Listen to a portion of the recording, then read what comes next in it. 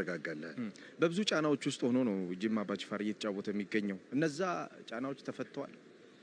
እኔ አሁን ስለዛ ማውራት አልፈልግም። ማውራት የምፈልገው ስለ ዛሬ ጨዋታ ብቻ ነው። ምክንያቱም የዛሬን ጨዋታ በድል ለመወጣት የሚፈለገውን ነገር በሙሉ አደርጋለሁ። በተጫዋቾች ውስጥ ጉዳት፣ የኮቪድ ጉዳይ አሁን በመጨረሻው ሰዓት አሰላለፍ ውስጥ ከገባ ወዲህ ተመስገን ፖዚቲቭ ሆኖብኛል ኮቪድ። ያው እንግዲህ አሁን እሱን ተክቼ ደግሞ ሌላ ሰው አስገባለሁ ማለት ነው። ምን ውጤት እንጠብቅ? እንግዲህ በሜዳችን ነው ያለው ነገር አሸንፈን ለመውጣትና 3 ነጥብ ለማግኘት ሁሉን ነገር ለማድረግ ከልጆቼ ጋር ተዘጋጅቻለሁ። እንግዲህ የጳውሎስ ጌታቸው ማንጎ ትልቁ ሌላው ጫና ኮቪድ ነው። ተመስገን በመጨረሻው ሰዓት ከቡድኑ ውጭ ሆኗል። ሙሉ ዝርዝርን አካተ ልታጫውተው እየተዘጋጀ ኮቪድ ሲያስወጣብህ ችግር ነው። ከሜዳ ውጭ ያሉ ችግሮች ብዙ ተብለዋል። ነገር ግን አሰልጣኝ ጳውሎስ ጌታቸው ሜዳ ላይ ያለው ነገርም የሰመረላቸው አይመስልም። መጀመሪያ ሙሉ ቡድናቸው ተሟልቶ አልደረሳቸውም። ቀይሮች ተጠቀሙ ነበር። አሁን ደግሞ አንድ ጊዜ በፊት አጥቂነት ሌላ ጊዜ በግራ ተመላላሽነት የሚያጫውቱ ተመስገን ደረሰ እዚህ ሜዳ ከደረሰ በኋላ በኮቪድ ምክንያት በጨዋታው መሰለፍ እንደማይችል ተነግሮታል። ስለዚህ ዛሬ ጎል የማስቆጠሩን ሚና ምናልባትም ቦክሰኛው ሮባ ወርቁ ይወጣል ብለን እንጠብቃለንና ግሩም ቅጣት ምት ጎል ማስቆጠሩ ይታወሳል ባለፈው ጨዋታ። ቅዱስ ጊዮርጊስን እየተመለከትን እንገኛለን። በኢትዮጵያ ፕሪሚየር ሊግ ትልቅ ታሪክ ያለው ቡድን ነው። 14 ጊዜ ሻምፒዮን ቅዱስ ጊዮርጊስ የዘንድሮ ጉዞ እንግዲህ ያለፉትን ዓመታት ስኬቶች ለመድገም ይመስላል። በሊጉ 13 ጎሎችን ያስቆጠረ ሁለተኛው ከፍተኛ አስቆጣሪ ቡድን ነው። ነገር ግን 8 ጎሎች ተቆጥረውበታል። የዛሬው ጨዋታ ደግሞ የቲሙን ሚዛን ባላንስ የምጠብቅበት ነው ብለዋል አሰልጣኝ ማህሪ ዴቪስ። መኳንንት ይሄ አሁን እንግዲህ በ5 ጨዋታ 8 ጎል የሚያስተናግደው ጊዮርጊስ ባለፉት ዓመታት የሚታወቅ አይነት ጊዮርጊስ አይደለም። ይሄ የሚነግረን ነገር ያለ ይመስለኛል። ቅዱስ ጊዮርጊስ ከዚህ ቀደም ከነበረው የጨዋታ አቀራረቡ ለየት ለማድረግ እየሞከረ ኳስ ይዞ ለመጫወት እየሞከረ ለማጥቃት እየሞከረ እንዲሁም በቁጥር በርከት ያሉ ተጫዋቾችን ወደፊት ሄደው እንዲጫወቱ ለማድረግ እየሞከረ ይገኛል። እርግጥ ነው አንዳንዶቹ ጎሎች በተከላካይ መስመሩና በግብ ጠባቂዎች የግል ስህተት የተፈጠሩ እንደሆኑ እናስታውሳለን። ግን የተቀየረ ነገር እንዳለ ከጨዋታ አቀራረብ ጋር ይሄኛው ነገር ፍንጭ የሚሰጠን ይመስለኛል። ቅዱስ ጊዮርጊስ እጅግ በጣም ጥሩ የሚባል እንቅስቃሴ ማድረግ ብቻ ሳይሆን ለዋንጫ የሚጠበቅ ቡድን እንደሆነ ይታወቃልና ገና ከ5 ጨዋታ 2 ተሸንፏል። ይሄ ብዙ የሚጠበቅ አይደለም። እስኪ ወደ አሰልጣኝ ማሂር ዴቪስ አስተያየት እንሂድና ተመልሰን የምንገናኝ ይሆናል ተመልካቾቻችን። Yeah, we refresh a little bit, spend some more time in the training ground, so really looking forward to restarting again. Your team is the second best scorer team in the league with 13 goals, but concede 8 goals. Let me talk about the balance of your team. Is the defense team, your defense is a question for you? I think it's a collective. I mentioned it before. Scoring goals. It's not only the strikers who scores all the goals. Everybody chips in. So when it comes to defending and keeping clean sheets, it's a collective. It starts in front. It starts with the midfield. Then, of course, the goalkeeper situation as well. Today, of course, Matasi suspended. Lialam comes in, experienced goalkeeper. Really happy for him after a long time being injured, and looking forward to a good performance. Any fresh injury? No. No injury. No, everybody's okay. Dest is on his way back, still doing rehabilitation. Nati the same, and also Salah the defender is also on his way back. እንግዲህ የማሂር ዴቪስን አስተያየት ነው ተመልክተን የተመለስነው። በተጫዋቾቹ ውስጥ ለውጥ አለ። የአብስራ ተስፋዬ በዛሬው ጨዋታ ቋሚ ሆኖ ገብቷል። አብዛኛውን ጊዜ ተቀያሪ ሆኖ ነው የሚገባው። ስለዚህ ቅዱስ ጊዮርጊስ የተለየ ጨዋታ አቀራረብ ይዞ ሊገባ ይችላል ዛሬ። ተጋጣሚውን ማዕከል ያደረገ የጨዋታ አቀራረብ ቅያሬ ያደረገ ይመስለኛል። ምክንያቱም ጅማ አባጅፋር እንደ ጊዮርጊስ አይነት ቡድን ጋር ሲጫወት ወደ ራሱ የግብ ክልል በጣም ወደ ኋላ ፈግፍጎ በጥብቅ መከላከል የሚጫወት ቡድን ነው። ስለዚህ ዛሬ የአብስራን ያስገቡበት ምክንያት ይህን ጥቅጥቅ ያለ የመከላከል ክፍል በአንድ ሁለት ቅብብል አማካይ ክፍል ላይ ፔኔትሬት አድርጎ ለማለፍ የፈለጉ ይመስላል። እሱ ብቻ ሳይሆን ጋዲሳ መምራቴ በቋሚነት ተሰልፏል ከአዲስ ግዳይ ይልቅ። አዲስን የምታስገባ ከሆነ ብዙ ጊዜ የመስመር አጫወትን ነው የምትመርጠው። በአንጻሩ ጋዲሳ ወደ ሜዳ ሲገባ ደግሞ አማካይ ክፍሉ ላይ ቁጥር በማብዛት የጨዋታ ቁጥጥር ብልጫም ለማድረግ ያሰው ይመስላልና የተጋጣሚያቸውን ማዕከል አድርጎ መሀል ሜዳ ላይ የኳስ ቁጥጥር ብልጫ በመውሰድ ለማስከፈትና ለማጥቃት የሞከሩ የፈለጉ ይመስለኛል። ተመልካቾቻችን የቤት ኪንግ የኢትዮጵያ ፕሪሚየር ሊግ የ7ኛ ሳምንት የመጀመሪያው ጨዋታ ጅማ አባጅፋር ከቅዱስ ጊዮርጊስ ጋር የሚያከናውኑት ይሆናል። በአማርኛ የጨዋታ የቀጥታ ስርጭት ማርቆስ ኤልያስና ኃይለ እግዚአብሔር አዳኑ፣ በእንግሊዝኛ የጨዋታ የቀጥታ ስርጭት በርናንዶ ኦቲኖና ጊልበርት ሰለቦዋ ይጠብቋቸዋል። አሁንም ጥሩ ጊዜ ይሁንላችሁ።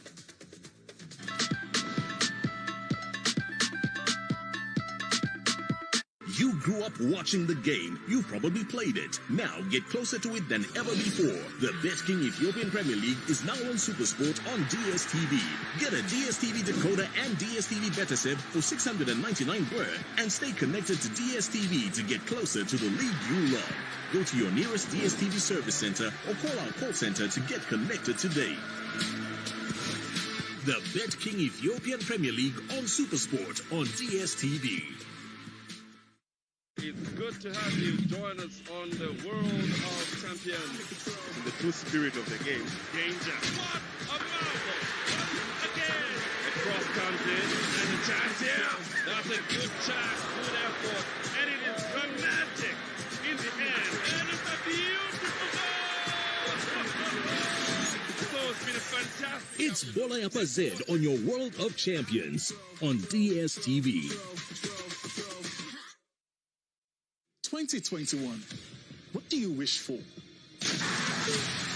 Do you wish to make your mark in the fast lane, where it's all about podium finishes? To be strong and to be healthy. To run the wall against the whole hot. To experience new challenges. To make every second count. Yes, you can do it. Yes, you are great. And write history with every step. It's your wish to make the world sit up and listen.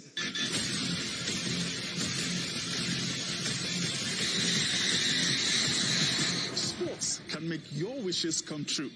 So don't miss any moment of the very best sporting action 2021 has to offer. Experience it all on SuperSport, only on DSTV.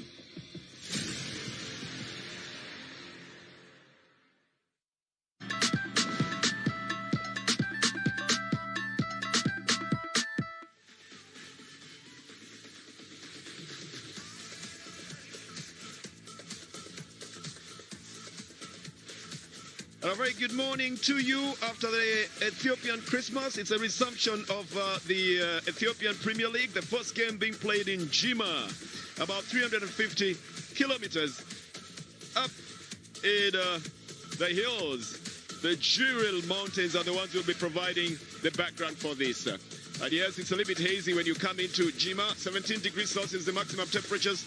We are expecting a minimum of 9 degrees Celsius, which we might just experience later on in the evening. It's only 12 kilometers per hour wind speed. That has never stopped good football from being played.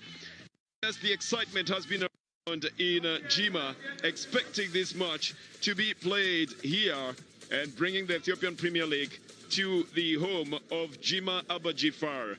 A visit to the castle yesterday would have told you a very rich history in Jimma, and the pride of which this team carries when they come into playing the Ethiopian Premier League. The expectation is that they are going to try and get at least a win out of this one to try and fortify their points. They have the least number of points at only 3, and they haven't won any of the matches so far in the Ethiopian Premier League. So there seems to be a little bit of a pensive mood in the dressing room as we wait for them to come out. It's going to be Jimma Abba Jifar playing St. George. Now, St. George also not in a very comfortable position in the 5th as we come into the second, phase of matches that are being played in the Ethiopian Premier League. Henok Adunya and a good number of his member teams, including Getane Kebede, are anxious about the start of this game here. For the fans, it's going to be another chance to unwind. But I'll tell you, we're only allowing 12 fans into the stadium because of the COVID restrictions. All the matches being played in accordance to the COVID protocols observed.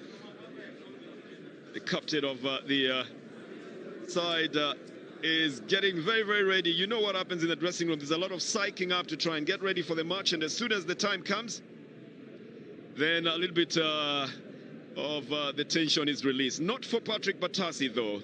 He's still serving a red card suspension. He might hide. No, he might run, but he can't hide. We know that's him. He's the #1 goalkeeper for St. George. But in the match they played last in the derby, he committed a small mistake. Well, let's say a big mistake that had him red carded in the very early stages of the game and was out of the game. 10th minute, actually. That's when he was substituted after he had been red carded for bringing the defender the striker Nasser down in the box. Boubacar Nasser certainly made it very difficult for Patrick Matasi. He still remembers him very well. But that's a beautiful 10,000 capacity Jima Abajifar Stadium. We'll call it the Jima Stadium because Jima Abajifar is the team itself. Now that's the positioning. St. George have played 5-1, only 3. They haven't drawn any, but they've lost 2. Now that's the one that is bringing them down to 9 points. They have only 5 goals. No, they have a +5 goal difference at St. George side. That means they have scored 13 and have conceded 8. So that's a +5 goal difference that places them there. Now 3 points out of that would lift them up to 13, and they'd have to be challenging for first, second or third position. All those ones will be determined by the other statistics, the goals for, goals against, and whether they've drawn or they've lost matches. On the other side of the log, you see where Jima Abajifar is in the last position. 6 games they have played, they haven't won any of them. That makes only 3 points. They've lost 3 of them, but they have a very bad goal difference of -8. Now, if you consider that they have scored only 4 themselves, then that makes a GD of -8 and 3 points. Now, 6 points, 3 points again will lift them further that bottom, and that's how competitive it is. But all matches are played on the field, and you're waiting for that to happen at the moment. We're waiting for everybody to come onto the field. There is the match commissioner, Warku Zeudi, is trying to bring them onto the field. And the international referee, Jesus Buzazeo, is still waiting for it. I think we're waiting for them to provide some information to the matchcom as well. Now, here are the matches that are going to be played in the next 3 days. Jima Abajifar and St. George, that will be the first match this morning. Then later on in the afternoon, Walaita Dicha and Sabati. And then Bahir Dar will play Awassa City tomorrow together with Sidama Coffee and give you the other as well. I think we're just about to get back onto the field now. And all information that was needed for all the protocols has been provided as we come to play the first match of 2021. And that's both for... well, that's for our calendar. You know, the Ethiopian calendar is not yet in that age. They had the Christmas just the other day on the 7th. But the pride of football is well represented here at the Jima Stadium. And after their loss at the derby, in which they were beaten 3-2 by Ethiopia Buna, St. George suddenly wants to make amends. The reason why this is going to be a very hard-fought match is because Jima Abajifar also wants to make amends, and they're playing at home for the first time. Doesn't matter where the fans come from. St. George will have them travel to Jima to be able to support them, but Jima Abajifar will want the home fans to give them the support here. I must let you know that this stadium is right next to the Jima University, actually with a good bridge all the way from the Jima University into the stadium itself. Here we are now. This is how they're going to be lining up. Now, Buzaya Huendesho is the man who's up at the front. He's scored only 1 goal for the side, but he's assisted by Samson Kolisha, Surafel Awol, and Nigatu Gabriel Selassie. The man will be running just behind them there. Nigatu himself and Surafel Awol need to give him a lot of support to be able to do that. On the other St. George side, it's a 3-pronged attack. Robin Neglande, Getane Kebede, and Abo Yaleo. Getane, 4 goals to his credit. And Neglande with just Getane having a very... The number of goals scored means that he really would be trying to improve on that tally today. The international referee, Haile Jesus Buzezeo, is the man in there. He's a PhD in sports science. And he will be assisted by Tigil Gizawa, Shabir Tafese, and Tekalin as the man who will be taking care of the match today. Let's look at the substitutes bench. Of course, with Jima Abajifar having a big number of substitutes, and those are the men who will be doing duty. They've used Nigusi before in the match, and Sadiq Secho up there in the 3rd position. On the other side for St. George, looking, Haida Sharefa has come in as a substitute before, and maybe Kenea Markne, who's another person that they have used before in their substitutions to try and change the game. But we'll see whether this is a game to be changed as well. So Jima Abajifar playing in front of the home crowd with their Congolese goalkeeper, Jacob Penze, already getting into position. Is a big bulky man. On the other side, Yebsira Tesfaye will be the man who is looking at how he can be able to change things here. Jacob Penze has played in 6 matches so far, and yes, Bira Tesfaye has played for 5. I think Jacob Penza should be 5. I'll tell you the reason why. Carlos Getashow knows that now he is in another phase altogether, needs to do very well. That's the center referee. Mr. Haile Jesus Bozayeo, an international referee and a sports science PhD holder as well. Mahir Davids, the South African coach of the St. George side, is usually cool, but during the derby, he wanted to say it all about how they lost the game. He wasn't quite happy about his charges that time. I think he's had a little bit of a cool break in the Ethiopian Christmas that was falling around the 7th of January. And now he's given them instructions. So we'll take you through the 90 minutes of this one from the Jimma Stadium. Welcome to the second phase of the resumed Ethiopian Premier League. From the Jimma University Stadium, a lovely 10,000-seater capacity stadium is where all this is going to be played. I am Bernardo Tieno, and I am in the company of Coach Gilbert Salebo to take you through this one. Marcos Elias and Haile Jaber and Hanom Gedefa are the ones who will take you through the Amharic commentary. Coach Gilbert Salebo will be by my side. Let's see how this is going to turn out. St. George from right to left on your screens. Of course, there's a little bit of heavier grass on the Jimma Stadium. Now that makes movement a little bit more difficult, and then it will make the ball move slightly slower than it was moving at the Addis Ababa Stadium.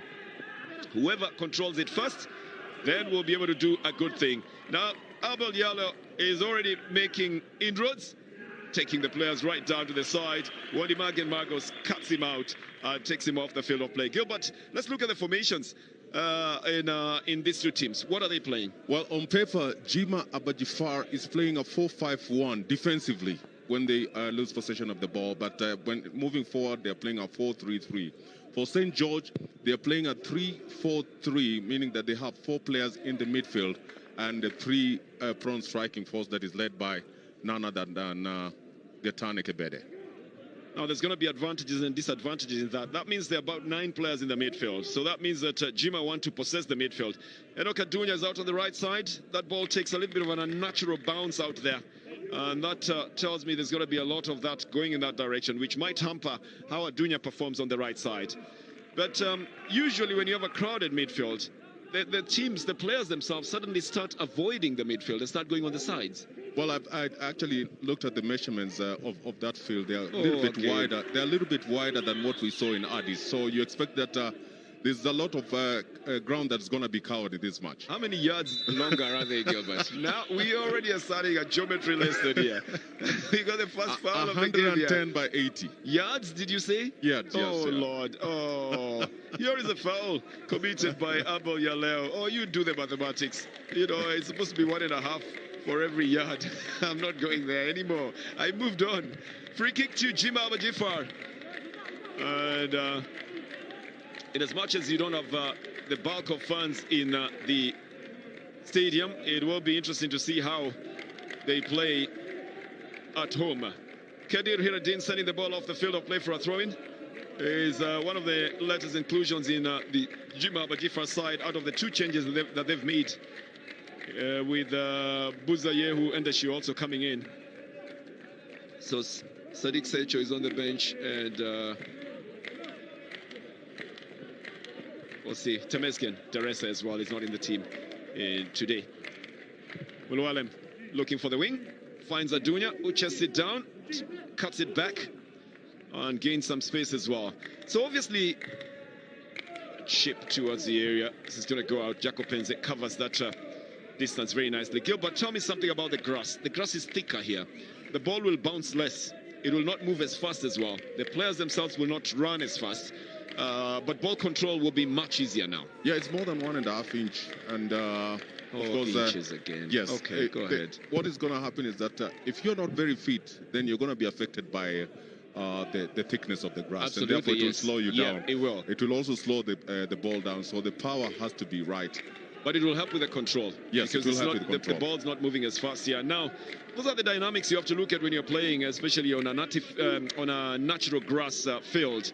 On the artificial turf, things often do work the same way for everybody else. A good chance to try and break through the defense for the first time.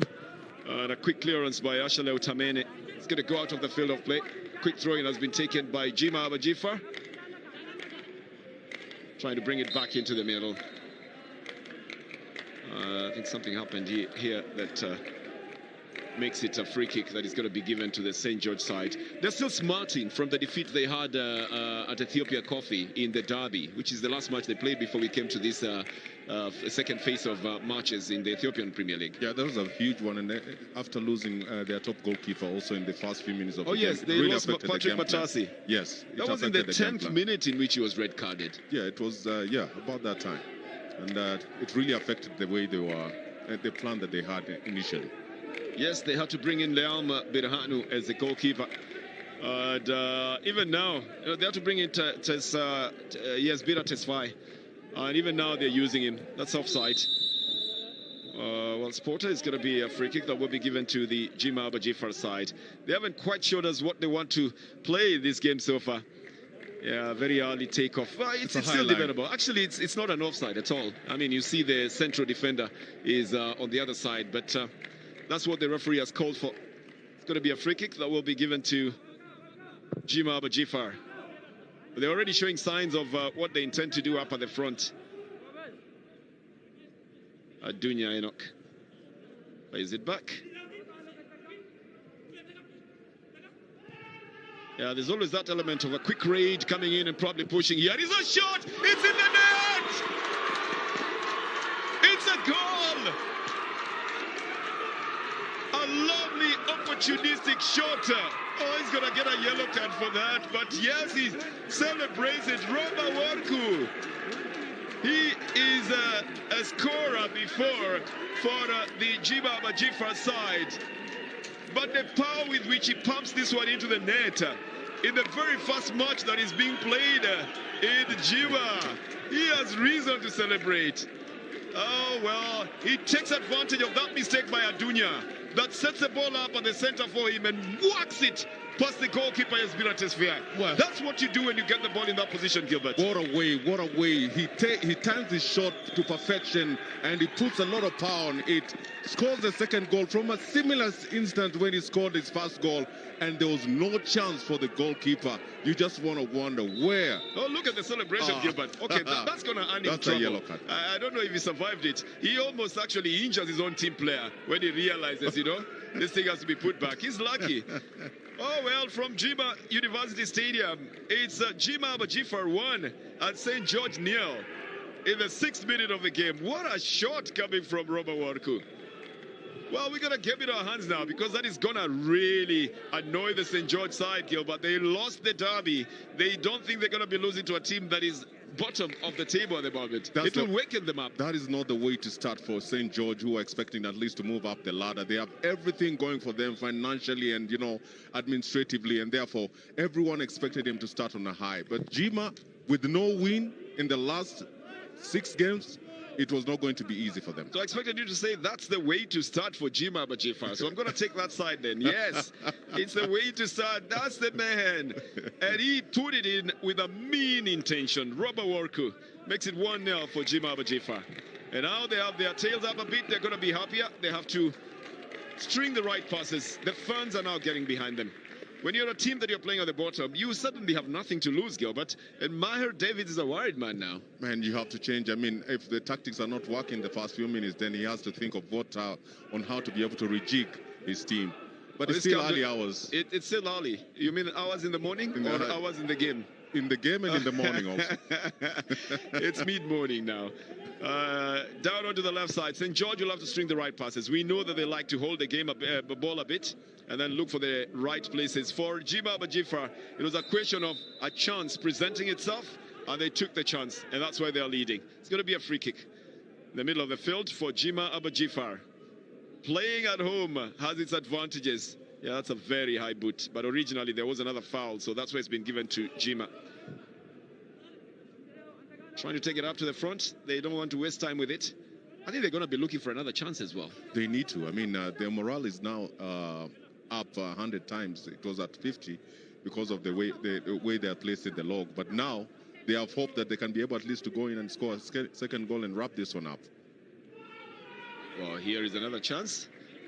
A little bit of a late delivery onto that left side, but they were looking at the right opportunities to gain the spaces. Too many red shots staying behind. They should all be pushing and getting themselves into better positions. Good ball down on the right side. Well, he's not a dribbler. And Robert Worku is going to be dispossessed, and also he's going to be penalized for a foul on that. But you could see from his footing that he wasn't quite sure of what he was doing. Frimpong Mensu was marking him. And you see Worku's footing. He's trying to find out where to sneak his foot in to get the ball out. And ultimately he ends up pushing Frimpong onto the ground. Two big boys.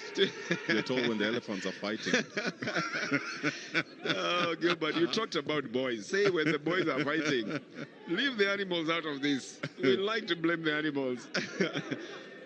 Say George looking for us. Say when the boys are fighting. Leave the animals out of this. We like to blame the animals. Say George looking for a chance now for a quick one up on the front. This is sent off the field of play by Melaku Walde. And Abel Yaleo is a very fast-footed sprinter and striker up on the front. Gets the ball back onto the left side. Chips it into the center. Well, I think the strikers were looking the other side, but you see St. George getting into formation, Gilbert. They're just running the ball around before they find a place to strike. That's Edo Kadunya out on the right side. Yeah, it's because if you look at Jima, they have so many numbers. Right. So many numbers in front of the goalkeeper. There are about 6 or 7 of them, and therefore the only way to beat them is either to play the ball right above the defenders or spread the ball a little bit wider. St. George certainly know how to hold possession. They push it around before they look for a place to be able to strike from. It's going to be a goal kick. It will be taken by Jaco Penze. Pumps a big one onto the left side. This is going to go to St. George, who are taking advantage of it. Now Jima will pick it up in the middle. They're still looking for Worku, who's out on the right side. This doesn't get to him. Frimpong Mensa, the Ghanaian in the left back position for St. George. This is again very easily picked up. Worku needs to have a certain his footing. He just needs to be comfortable in his footing. He needs to, be confident in the dribbling of the ball, Gilbert. Yeah, that's exactly what he lacks, and ball control he lacks. But again, he packs power of a horse on that right foot. Some exciting football by the Jima side. They seem to have brought in a couple of fans as well who are making their voices heard at the stadium. St. George will now start running the ball around. Don't get excited when it gets into the box. It's usually too early to speculate on what St. George want to do with the ball. They like to move it around like that. Ebo Yaleo on the left side is in the box, cuts it onto the right side. No one's there because Kebede was right in the middle there. Kebede doesn't have the height to get into a ball like that, so lets it roll onto the other side. They enjoy doing this, Gilbert. They enjoy doing that, and Jima just sitting back. St. George trying to find at least some passing lanes, which are becoming a little bit difficult. They are getting more ways on the outside. That is where Yaleo is flying. Yaleo on the left side. He's got one man to beat. Not afraid to bring the ball to him. Now 2 men joining in as Abel Yaleo tries to keep track here. Play on, says the referee. Yaleo was holding on to the 2 of the defenders. He's going to have to get up and continue the game. It's good decision by Haile Jesus Bazizeo. They come back into the midfield. Gilbert, you're telling me something about how they're playing when they go up at the front, the St. George side. Yeah, St. George are going. They have 3 strikers at the top, but they have 2. That is Enoch moving up on the right-hand side to try and support. So they are attacking 6 players, and then when they're defending, they're also defending with 7 players. Okay, and I see exactly what you meant about Jima Bajifar bringing everybody into defense. Yes, there are very many red shirts when the attack is coming in this direction. This is a foul. Deliberate one there. Now these ones need to be cut out, usually very early in the game. Otherwise they become a hallmark of the game, and then the game starts depreciating. 5 fouls so far. Adunya has it on the right side, is looking for where to drop it in. The central defense is very, very firm on the Jima side. You can see 4 men, 5, 6 now, forming the defensive line as St. George come in with the ball. So they're going to dilly-dally with it around. They're looking for Robin Neglande, who's out on the left side, and he's saying, I'm very open on the left side. You can't see him. We can. There he is now coming onto the ball. Neglande was saying, I'm very open on the left side. Get the ball to me. Well, this one's left to roll pass. And I don't know why. By Ashaleo. What do you think the coach is thinking about? Well, he's happy with his defensive organization so far. They're sitting right next to the 18-yard line, and therefore he's confident that so far defensively they're doing very well.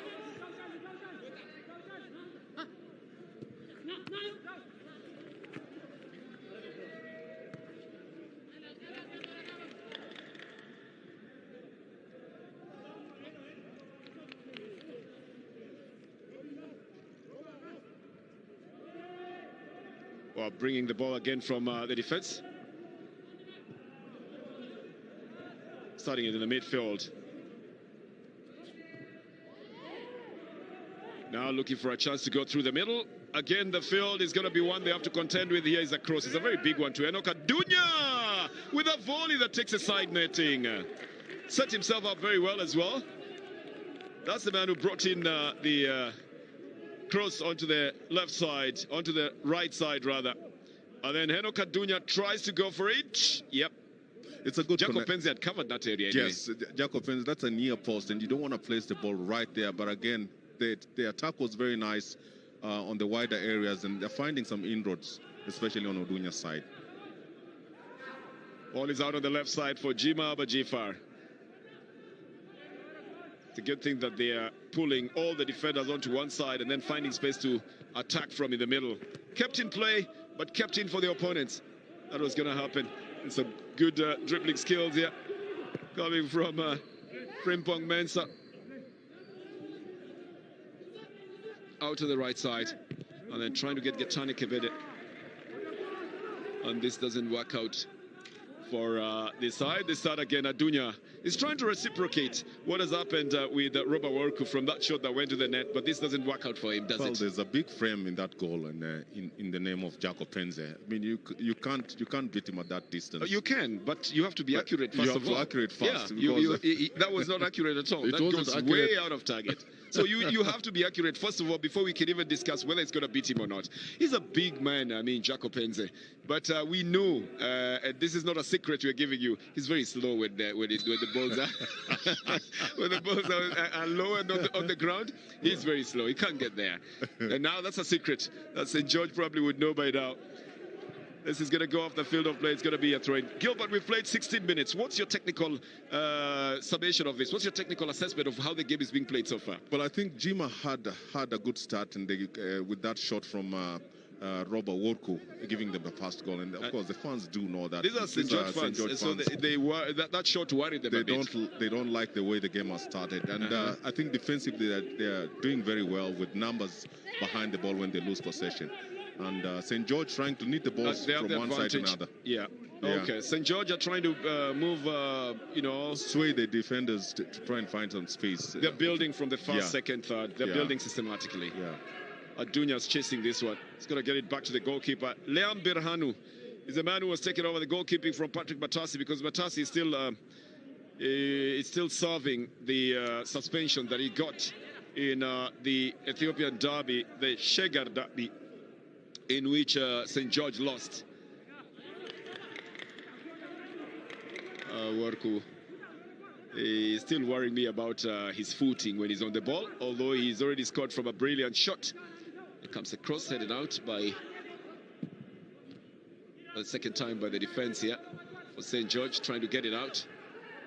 They work better with the ball on the ground, the St. George side. When it comes to aerial balls, they don't know exactly how to deal with it, Gilbert. They're highly technical players, very, very technical. They're very good on their feet, and that's why most of their balls will always be kissing the ground. This one's let to roll out of the field of play. It's going to be a throw-in. It's going to be for Jima Abajifar. The captain of his side, Elias Ataro, just deciding to let it roll off the field of play. They're not very well placed on the log, but they are 13th on the log out of 13 teams, the Jima Bajifra side. And with only 3 points, Bernard. They haven't won any match. What do they need to do? They're already leading, so they need to at least consolidate that lead and defend as if their life depends on this game. Well, they will need to actually string the right passes and make sure they get a point or 3 in every game they are playing to be able to survive. But in the 6 games so far, no win. Drawing 3 and losing 3, that can only give you 3 points. And that's not good enough. It's going to be a throw-in now. It's taken by Robin Neglande for the St. George side.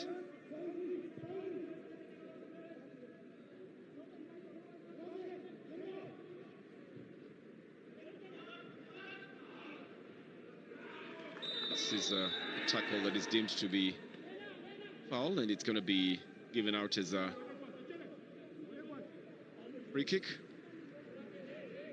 Yeah, that was the tackle there, but you know, you don't realize that there was a knee going into Ebel Yaleo from behind. Everybody did think that it should have been going for the St. George, for Jima side, but that's not the truth. Adunya now comes in with a very low cross. A lot of men trying to deal with it. Gets back to the right side where Adunya was. He's going to take a throw in for it. And for maybe the very first time, the defense line is being tested with the balls being dropped behind them. Jaco Penza will go for this one. It's going to be an easy one. And in 20 minutes, Gilbert, Jima Bajifra are looking like they can match St. George, if not better, what St. George is doing. Yeah, they're a physical side. If you compare the technical players that St. George has as compared to Jima, there is no match at all. But, you know, they're doing what they do best, defending in numbers and giving St. George very, very little time to try and pass the ball around. Push back into the midfield for St. George. They have enough men working there, including Gadisa Mebrate. And they have Getane Kebede consistently coming in there to help out. The only thing about watching the St. George game or even the Ethiopia Coffee game is you have to exercise a lot of patience in your watching as well. Because they run the ball around, look for the right opportunities, and then burst into speed when they're going up at the front. So sometimes you might think that move should have been executed earlier. But they don't think the same. They think the move should be executed when it is best and most likely to score a goal. Yeah, they're very, very patient. They are like this bird. A bird again. There's a bird. Now you're bringing birds after you brought elephants into this game. It's only they're the vulture that is patient. Vulture, that's right. Were you looking for the vulture? The vulture. Oh, Gilbert, okay. I see your ornithological education is getting higher and higher. You've moved from now the animals.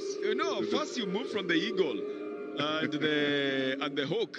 And now you are at vultures. Down on the right side, St. George still weighing out where to go through. And the fans of Jima are trying to discourage them. 144 complete passes on St. George because they are really doing the passing around. And I can tell you this is increasing by the moment. That's 146 now, if you are to count. And in complete ones, the number is negligible. So now trying to get into the penalty area. Goes out on the left side, Gadisa Mebrate. It's a kind of noise you like to hear for your team when you're playing at home. You need the home support, and then you need the other team to be discouraged.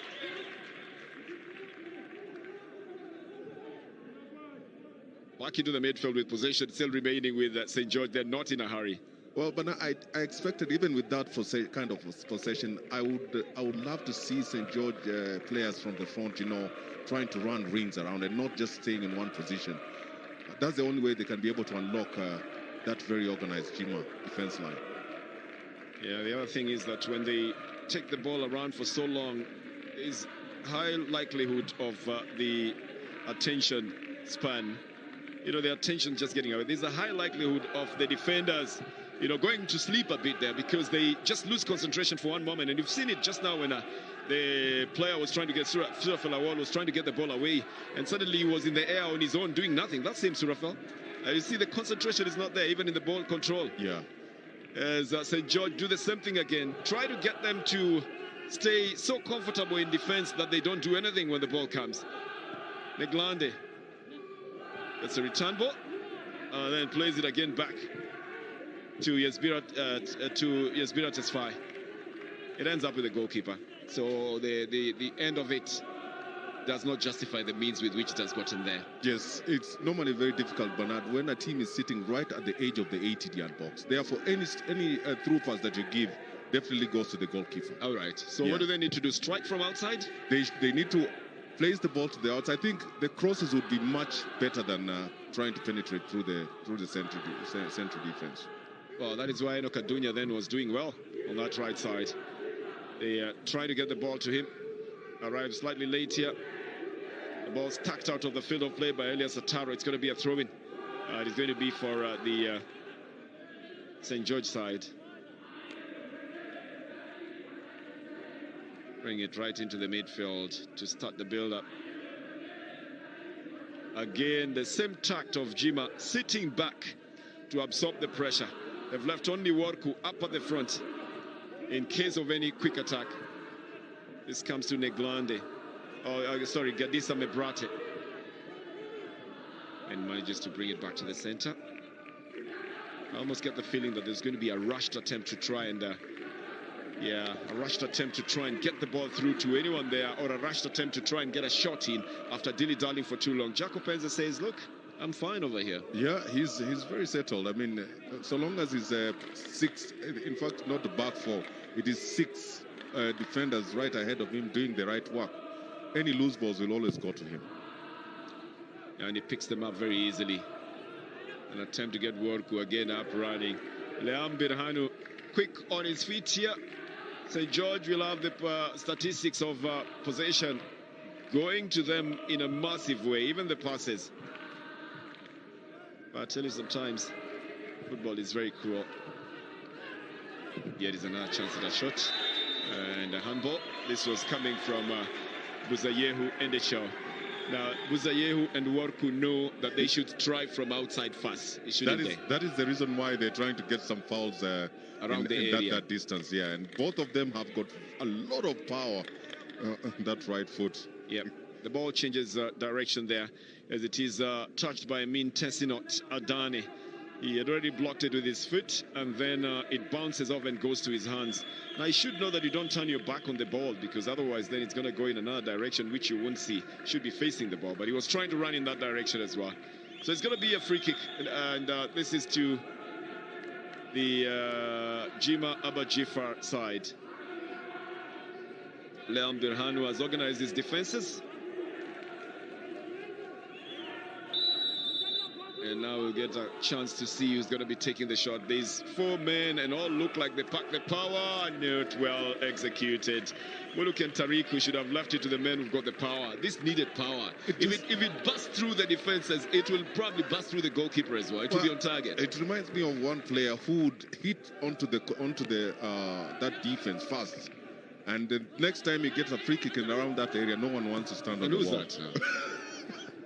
Some player from Kenya called John Bobby Ogola, the $6 million. Oh, now you're talking about Kenyans again. It doesn't remind you of any player in England or in Argentina.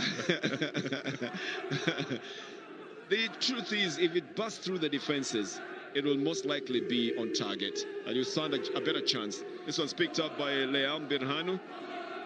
And a quick start on the right side again by St. George. 27 minutes of play. Scoreline in favor of Jima Abajifar, and playing at home in Jima. This is into the midfield for Jima, again trying to work it out. Now they're using more of the right side. They've got good men out there. Wondimagan Marcos cuts back into the middle. He's got space. He could run on the sides. No, he was just trying to go on the right side, and he gets brought down in a massive way by a very heavy Mintesinot Adane. And you know what Adane did after pushing him out? Oh, it's not Adane then. It's Adane who hits onto him and then just bounces off him, you know, falls on him. And that's very, very hard. And Wondimagan certainly will not be getting up very quickly, because when a player lands on you, you're cushioning his landing. All his weight is on you. And that's what Wondimagan is feeling now. Yeah. But it's good to have chested him out of the way, because he was advancing quickly. into very, very dangerous spots. What do you mean it's good to have chested him down? I mean, that's dangerous. It's in the box. You could commit an offense there that might result into a penalty. I mean, he should watch how he's going to dispossess him, you know? It's called a body check. No, yeah. That's not that's too heavy a body check. That's just charging into the player. There's going to be a free kick here. And I think this time round it's Robert Warku who's preparing to take it. He's taken the distance. I don't think it's going to be going to Surafel Awol. Or is it then? Okay, Awol will chip it on the left foot. I think it's a natural left-footed player. He will cover it inside. Goalkeeper has covered the areas that he thinks are most vulnerable. He was going to go for that. Picked up by Leam Birhanu. That was where the goalkeeper was. Should have carved it to the nearest post to his side here, Gilbert. But the man who has a lot of power in his feet is right there. That is Robert Worku. He's standing right near to him. I mean, just push the ball a little bit to him and let him take the shot. Yeah, let him take the shot. So the technique used there has not worked for them. It hasn't. As St. George will take it again on the right side.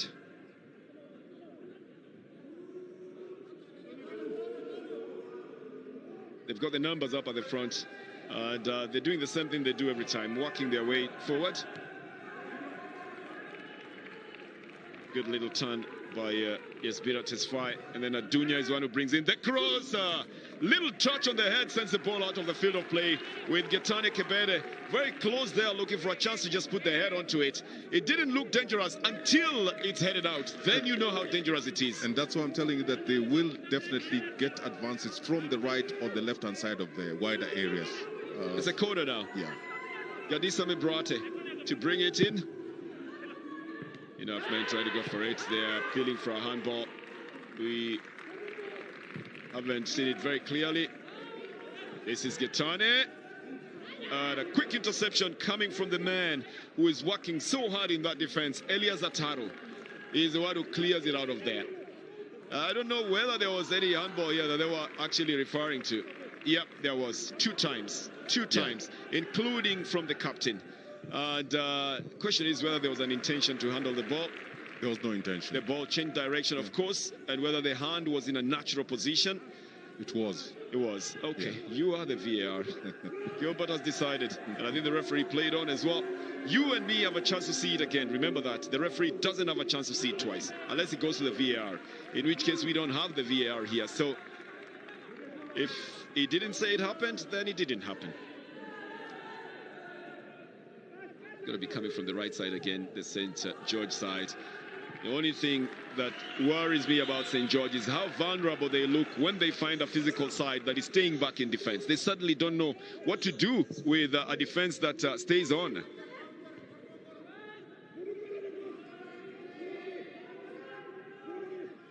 Adunya out on the right.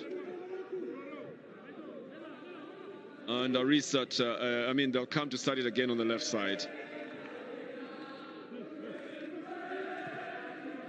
Yet again, it will come to Gadisa Mebrate. Footwork that he's got there can confuse defenders. Frimpong Menso. A good 1-2 combination between Kebede and Abel Yaleo. But the finishing, Adunya has to join it so that it works best for them. Now Jima will pick it up. Do they have a man up at the front? No, they don't. That will be a foul. Will be given to the Jima Bajifra side. If they had a man up at the front, Gilbert, then they can benefit from those quick breaks once they pick up possession after staying so far back. But when they don't give it to anybody else, it's easy. They lose it again, and they'll give St. George a chance to enjoy themselves. Yeah, they're enjoying themselves. And the big man that is at the top is Buya Yeu and the show. The transition is not going to him. Here is a shot. Then looking for a rebound here. It's a penalty. All you need to do is make it look like you are going to have a shot there. And that foul, even though he didn't have possession, you know, he simply was going to strike, and it looks like a foot gets into the way. And Gadisa Mebrate will be getting the benefit of that. Here it is. He was actually going to take a shot. That's all you need to do. You know, make it look like you are going to have possession there, even though he doesn't have possession of the ball. Is he in a striking position? Yes. Is he facing the goal area? Yes, he is. And that foot comes in between him and the ball. Bernard, you have your doubts. Marcos actually put himself in between Gadisa and the ball. Okay, it's a penalty, Gilbert. And it's been given to Getani Kebede for the St. George side. Getani already has 4 goals in open play. He's got a chance to change the situation here. So it's Kebede versus Jaco Penze. Penze goes the right direction. Kebede plants it in the far right side of Jaco Penze. Good tact, good anticipation and reflexes by Jaco Penze. But it's a goal for St. George. And it changes the scoreline now. Not to the delight of the home fans, absolutely not. They look at it with a lot of scorn, but for the St. George fans, they'll be looking at it with a lot of, the power of the ball into the net is what has actually assisted Getani Kebede. I like the distance from which he has just come from. He didn't come from far. He picks one spot. He knows that the goalkeeper is going on that direction, but the power and the precision behind it is the one that puts the ball in the net. What a way to score his 5th goal. I tell you, if Jaco Penze had saved that, it would have had to be redone, because he actually stepped out of line. He took 1 step forward before he went for that ball. But it's a good thing it goes into the net. It's 1-1 at the Jima Stadium. Jima versus St. George. And we're not even at halftime yet. 35th minute. And Kebede changes the scoreline there. Now, Gilbert is arguing about the penalty. We will get a halftime analysis of it as well. The coach doesn't look very happy as well, Gilbert, does he? He doesn't look happy. And, you know, now he has to change tact. He has to push more people forward. And therefore, he will definitely open up the game. The fans have pushed more people forward now. And Did you see that? Yes, and they're happier than the coach is. They know that it's going to happen now, because I don't think Jima is going to stay at the back. They'll be very vulnerable defensively. Good ball down on the left side. The flag has stayed down. This is Gadisa Mebrate. He knows he can run the ball around. He already has seen how to beat his marker on the left side of attack. He knows that he's got his footing right, and he's just weighing his time. Pushed onto the left by Yasbira Tesfaye, onto the right. On a shot that takes a deflection, goes off the field of play. You see the shot deflected, going so close to the goal area. You know if it was on target, it was going to be a very fast one. But Tassi, I think, is watching the goalkeeping errors even from the side and knowing what he needs to do. Well, he's done it twice, and his team has been punished. So I think by him sitting on the terrace gives him some time to reflect. A low corner taken.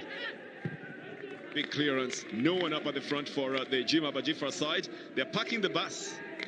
But they're forgetting to remove the bus from the parking when they have possession. And that is working against them on the first balls. It has. Oh, he's been dispossessed here. Oh, trying to chip the goalkeeper. No, the goalkeeper then recovers on time. Now, this is what football is supposed to be like. Muluken Tariku capitalizes on a mistake here. Just the same as when Eno Kadunya made a mistake. Dispossesses the defender who's playing a very high line. Tries to chip the ball over. The goalkeeper has to make a little bit of an unnatural turn in diving to pick this one up, Gilbert. Well, and I'm talking about the square balls most of the time that are being played by most of these teams, and that was a good interception by Muluken Tariku. Well, the goalkeeper was so far off his line as St. George were playing a very high line, almost at the halfway mark. And that is where Muluken Tariku is also operating from, and it was easy for him to pick it up. Could have been a different goal line at the moment. Scoring takes a little bit too long to release the ball. St. George will pick it up again. They now know they can't dilly-dally with the balls in their area. They just can't. Jima have 2 tactics that they're using. Staying back in defense when they're being attacked, and then moving stealthily when they have the ball. And when they have it in the middle of the field, they're going for the fast breaks or trying to chip the goalkeeper. They're simply looking for goals. They're simply looking for goals. And defending, they've defended very well in the last 35 minutes or so. It's going to be a throw-in for St. George. Some hard work on the man who was previously injured and had to go off the field of play. He's just come back when Dimagan Marcos fit into his position here. Here is a shot, a desperate one, very quickly taken by Albali Aleo. And this one is out for a goal kick that will be taken by Jaco Penze.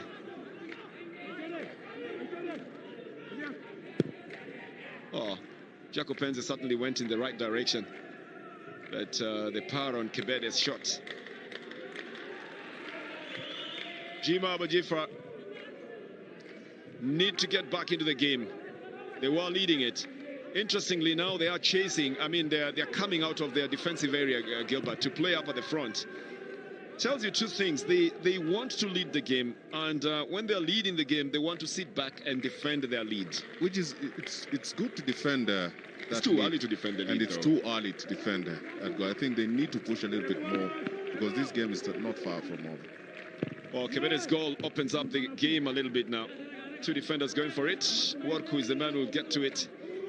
Well, he was also in defense, and then he's left it to Wandimag and Marcos to send it up at the front. Good turn by Buzaye who ended the shot. First time that we're seeing the Jima side, stringing the correct passes and long ones for that matter. Can Worku get onto this one? It's too high up, out of the field of play. It's going to be a throw-in. Or the St. George side. Well, I was just thinking, Gilbert, we haven't seen the central defenders in the St. George side doing much, apart from running frantically when they've made the two mistakes that we have seen. But we are almost forgetting that Mintesino Tadane is in there as well. We've seen Adunya and Mensah, but we're also forgetting Ashale Otamene is also there. So the St. George side, I think, are enjoying a little bit of a good run in the central defense there. They're having very good midfielders, and therefore a lot of balls are revolving around those midfielders. So the central defenders, their work is just to sit back and try to get maybe the loose balls on them. Oh, this is into the midfield. Muluken, Tariku.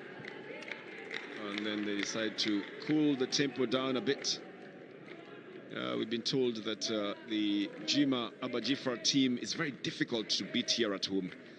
That they really put everything, they put every stop when it comes to playing in their own home turf. Suraf Felawal needs to show a little bit of that as well, because he knows the turf very well, he knows the stadium very well. This is where they train. He should have been able to use it very easily.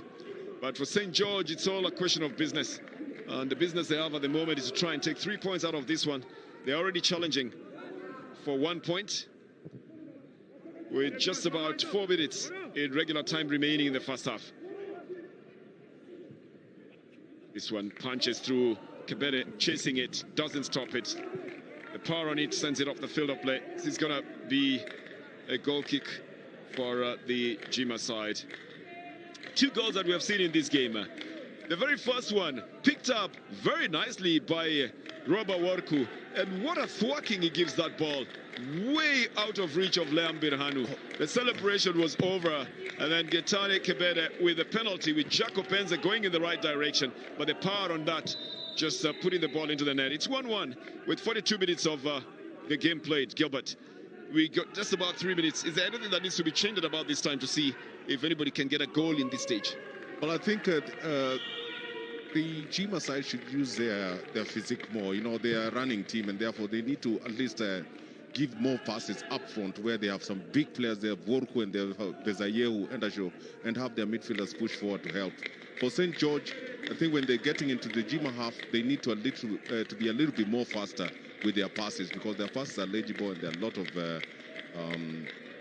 square passes. Okay, Gilbert. A little bit more faster. Yeah. I think they should just be faster. In the final third. Yes, we remove the more from it. More is already comparative. Faster is also comparative. So they should be a little bit faster. Okay, they should move more. More quicker. No. You can't use more and quicker. No. They need to be quicker. Yes, or to move quickly.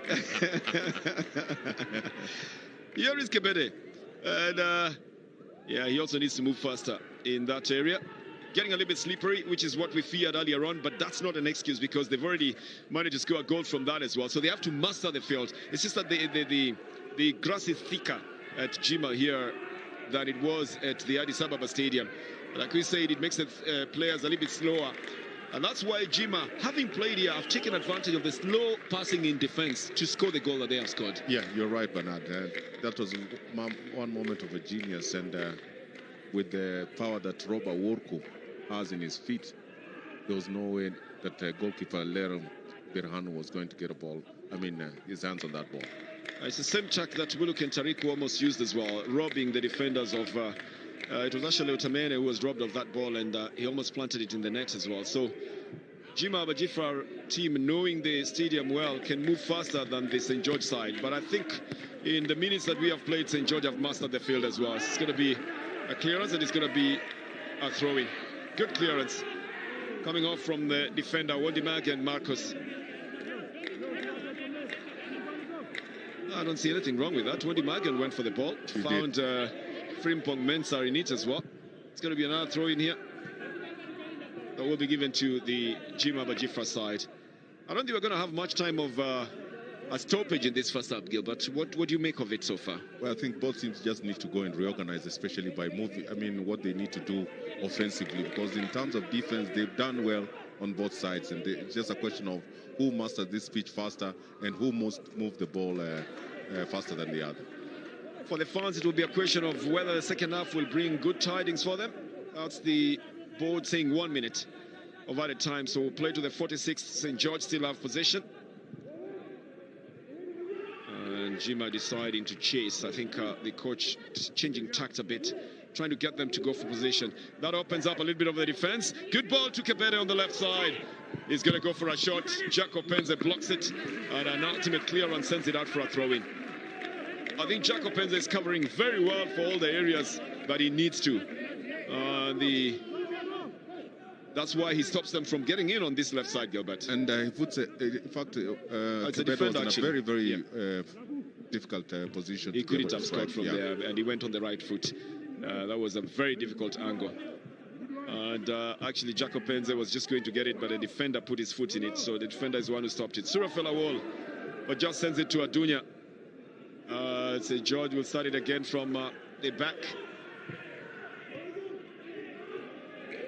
This is Awol, Surafel, and gets it to Robert Worku.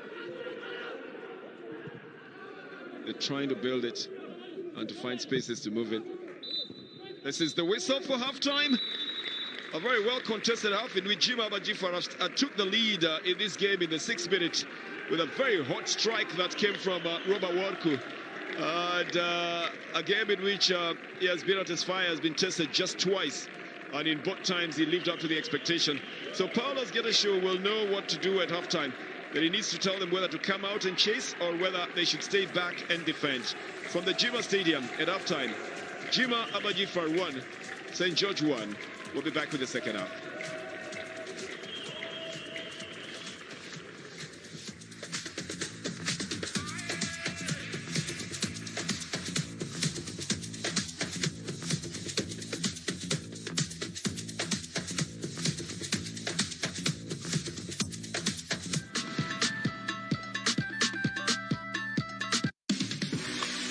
Cricket's fastest format is back. Catch the Abu Dhabi T10 live from the 28th of January to the 6th of February.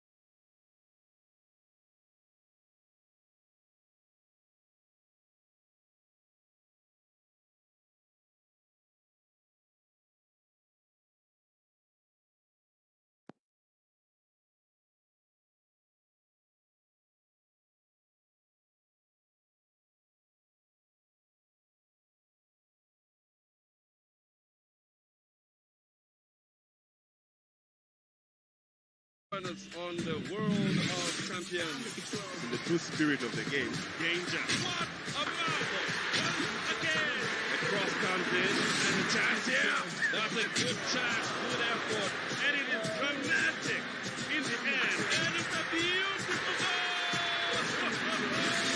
So it's been a fantastic... It's Bola FZ on your World of Champions on DSTV.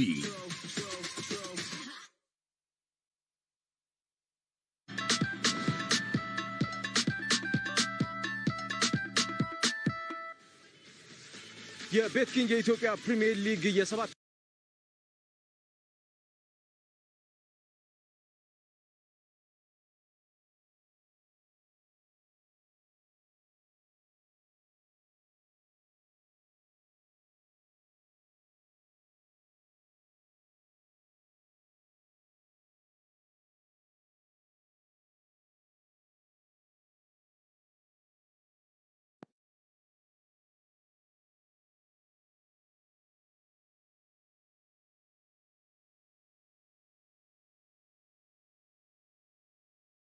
አድርገው ኃይልሽ 45 ደቂቃ እንግዲህ ብዙ የጎል ሙከራዎች የተደረጉበት ነበር።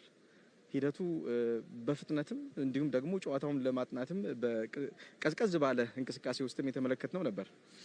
እንግዲህ እንደተመለከትነው ነው ሁለት የተለያየ ጨዋታ አቀራረብ ይዘው የገቡ ቡድኖች በትክክልም ጨዋታ የሚፈልጉበትን መንገድ ተግባራዊ ለማድረግ ጥረት ያደረጉበት ምናልባት በጅማ በኩል የሚፈልጉትን ነገር ሙሉ በሙሉ ያሳክተው የወጡበት የመጀመሪያ አጋማሽ ነው ብለን መናገር እንችላለን። በቅዱስ ጊዮርጊስ በኩል ጨዋታው ላይ ሲገቡ የነበራቸው አይነት ስሜት ይዘው ለመቀጠል ሙከራ አድርገዋል። ነገር ግን በመጀመሪያዎቹ ደቂቃዎች ላይ ጎል መቆጠሩ በትክክል ያሰቡትን ነገር ተግባራዊ እንዲያደርጉ ያስቸገራቸው ይመስለኛል። በአጠቃላይ ግን ሁለት የተለያየ አቀራረብ የተለያየ ጨዋታ ፍላጎት ያላቸው ቡድኖች ያደረጉት ጨዋታ ነበር ብለን መናገር እንችላለን። የመጀመሪያው ጎል 6ኛው ደቂቃ ላይ መቆጠር እንግዲህ የጨዋታውን ፕላን ያበላሸው ይመስላል። በተለይም በቅዱስ ጊዮርጊስ በኩል ከዛ ጎል ለማስቆጠር ወደ 25 ደቂቃዎች ጠብቋልና ሂደቱ በጅማ አባጅፋር በኩል ያልተጠበቀ ነበር አይደል? በዛ አይነት ቅጽበት ሮባ ወርቁ እያወራን ነበር ከጨዋታው በፊት ቦክሰኛ ነበር አይደል? ጭፈራው እንደዛ ይመስላል እና ጎሉን ያስቆጠረበት ሂደት የጨዋታውን እንቅስቃሴ ቀይሮታል። ምንም ጥያቄ የለውም። ለዚህ ጎል መገኘት የጅማ አባጅፋር አስተዋጽኦ በትክክል ግልጽ ነው ብሎ መናገር ቢያስቸግርም፣ ነገር ግን ጎሎች በእንዲህ አይነት መንገድም ይገኛሉ። የተጋጣሚን ደካማ ጎን ማየት እና በሱም መጠቀም ያስፈልጋል። ኳሱን ሙሉ አለም መለሰው። ከዛ በኋላ ኳሱን እዚህ ጋር እንደምትመለከተው ነው ካሳለፈው በኋላ በጣም በነፃ ቦታ ነው ኳሱን የተቻለ ጠባቂው ዝግጁ አይደለም። ማንም እንደዚህ አይነት ሙከራም ያደርጋል ብሎ ያሰበ አይመስልም። ግን የቅዱስ ጊዮርጊስ አንድ የተከላካይ አማካይ እዚህ አደገኛ ቦታ ላይ አለመቆም የፈጠረውን ክፍተት በትክክል የተጠቀመበት ይመስላል።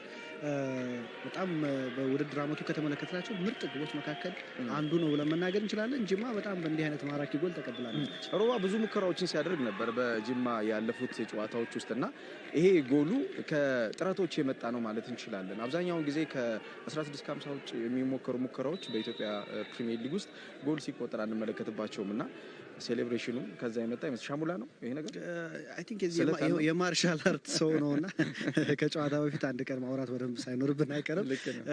ግን በጣም አስደናቂ ኳስ ነው። በጣም ማራኪ ጎል ነው የተመለከትነው። በጣም ድንቅ ጎል። ስለዚህ የሮባ ኳስ ከተቆጠረ በኋላ 1-0 በሆነ ሂደቱ ቀጠለ። ከዛ በኋላ የፔናልቲ ጥያቄ ተነስቶ ነበር። በእጅ ኳስ ተነክቷል የሚል ነው እንግዲህ ሂደቱ ስንመለከተው ተፈጥሯዊ የሆነ የእጅ እንቅስቃሴና እንዲሁም ደግሞ የኳሱን አድቫንቴጅ ለመውሰድ የሚደረግ ሂደት አለ። ዳኛው ኃይለ ኢየሱስ ባዘዘው በጣም በቅርብ ርቀት ውስጥ ሆኖ እንደተመለከቱት ማየት ችለናል። ከዛ ውጭ ኳሱን አሁን እንደምትመለከተው ተፈጥሯዊ ቦታ ላይ ነው። የኤልያስ አታሮ ቀኝ እጅ ደረቱ ላይ ነው ያለውና ፍጹም ቅጣት ምት የሚያስገኝ የኳሷን ተፈጥሯዊ ሂደት ተፈጥሯዊ ባልሆነ አቋቋም ተጠቅመህ ስታቋርጥ ነውና አሁን እንደምትመለከተው ግን እዚህ ጋር ይሄ እጅ ባይኖር ደረት ላይ ነው የሚያርፈው። ደረት ደግሞ የጨዋታው አካል ነው። ብዙም የዳኝነት ስህተት እንዳለ እዚህ ላይ ብዙም ጥያቄ የሚነሳ አይመስለኝም። ያው እንግዲህ የፍጹም ቅጣት ምት በየትኛውም ሂደት ውስጥ እየተመራ መጠየቅ አይቀርምና ሂደቱ ያን ነው የሚያሳየው የነበረው። ከዛ በኋላ እንግዲህ ቅዱስ ጊዮርጊስ ወደ እንቅስቃሴ ለመመለስ ሞከረ። በተለይም ደግሞ የአጥቂ መስመሩን ሂደት ለመጠበቅ እንዲሁም ደግሞ የአማካይ መስመሩን የፈጣሪነት ሚና ለማሳደግ ያው እንደነ ጋዲሳ አይነት ተጫዋቾች ያስፈልጋሉ። ጋዲሳ የቅዱስ ጊዮርጊስን የግራ መስመር ኮሪደር በደንብ ተጭኖ እንዲጫወት ሲያደርግ ነበር። የሱም ውጤት ነው አይደል? ምንም ጥያቄ የለውም። ጅማ አባጅፋር የተከላካይ ስፍራ ተጫዋቹ ወንድም ባገኝ ማርቆስ ከኳስ ይልቅ ለሰው ነው እዚህ ጋር የሄደው እንደምትመለከተውና ኳሱ ከጋዲሳ የተሻለ ቅርበት ላይ ስለነበር በቀጥታ ወደ ኳሱ ቢሄድ ከጋዲሳ ጋር ምንም አይነት ንክኪ ሳያስፈልገው ይህን አደጋ ማስቀረት ይችል ነበር። ነገር ግን ኳሱን ትቶ ተከላካዩ ተጫዋቹን በመያዙ ምክንያት ነው ይሄኛውን ነገር የተፈጠረው። ዳኛው በጣም አሁንም ሌላ ትክክለኛ ውሳኔ ያሳልፉ ይመስላል። በእንቅስቃሴው አጠገብ መኖሩ ኃይለ ኢየሱስን የበለጠ ጥሩ አድርጎታል። ጌታነህ ከበደ ጎል አስቆጠረ። ጌታነህ እንግዲህ ለቅዱስ ጊዮርጊስ ወሳኝ ጨዋታዎች ላይ ጎሎችን ማስቆጠሩን ቀጥሏል። 5ኛ ጎል ነው በሲዝኑ። የጌታነህን የጎል አስቆጣሪነት ሂደትም በደንብ ያስቀጠለ ጎል ነው።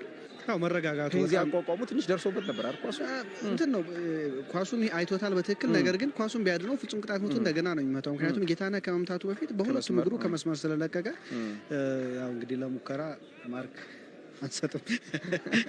ስለዚህ በጨዋታው ሂደት እንግዲህ 1-1 በሆነ ውጤት ሁለቱ ቡድኖች እንዲቀጥሉ አደረገ። ጌታነህ ከበደ ለቅዱስ ጊዮርጊስ ወሳኙን ወደ ጨዋታው መመለሻ የሆነውን ጎል ነው ያስቆጠረው። እንግዲህ በቀጣዩ 45 ደቂቃ ደግሞ ምን ይፈጠራል የሚለው ኋላ ላይ የምናነሳው ሀሳብ ይሆናል። ግን ወሳኝ ጎል ነው። ምክንያቱም እየተመራህ መውጣትና አቻ ሆነ መውጣት በቡድን ውስጥ ያለው ዋጋ በጣም ይለያያል አይደል? ሌላ ምናልባትም ጅማ አባጅፋር ከዚህ ጨዋታ በዚህኛው አጋማሽ መሪ ሆኖ መውጣት የሚችልበት እድል ሙሉ ዓለም መስፈን ነው። እንግዲህ እንደምትመለከተው ሙሉ ቀን ታሪኩ ኳሱ ነጠቀ። በጣም ከመጓጓቱ የተነሳ ነው ኳሱን የሞከረው። ወይ ከፍ ቢያደርገው ወይ ትንሽ ቢረጋጋ ወይም ደግሞ ከሱ በቀኝ በኩል በጣም በነፃ አቋቋም የተጫወተ ለሚገኘው ብዙአየሁ እንደሻው ኳሱን ማቀበል ቢችል ጅማ አባጅፋር ሌላ በቅዱስ ጊዮርጊስ የተከላካይ መስመር ተጫዋቾች ስህተት የተገኘ እድልን ተጠቅሞ ውጤታማ መሆን የሚችሉበት እድል ነበራቸው። በአጠቃላይ ከዚህ ጨዋታ ላይ አንድ ነገር መኳንንት ማንሳት ያለብን በቅዱስ ጊዮርጊስ በኩል ተከላካይ ክፍሉ ላይ አሁንም መዘናጋቶች፣ የግል ስህተቶች ተደጋጋሚ ጊዜ ቡድኑን ዋጋ እያስከፈሉት እንደሆነ እየተመለከትን ነው። እስኪ ወደ ቁጥራዊ መረጃዎች እንሂድ። የአማካኝ ክፍሉ እንቅስቃሴ 65 ከመቶ ነው። የጅማ አባጅፋር ሜዳ ላይ 21 ከመቶ የኳስ ቁጥጥር ነበር። 14 ከመቶ የቅዱስ ጊዮርጊስ ሜዳ ላይ የኳስ ቁጥጥር ነበር። 64 ለ36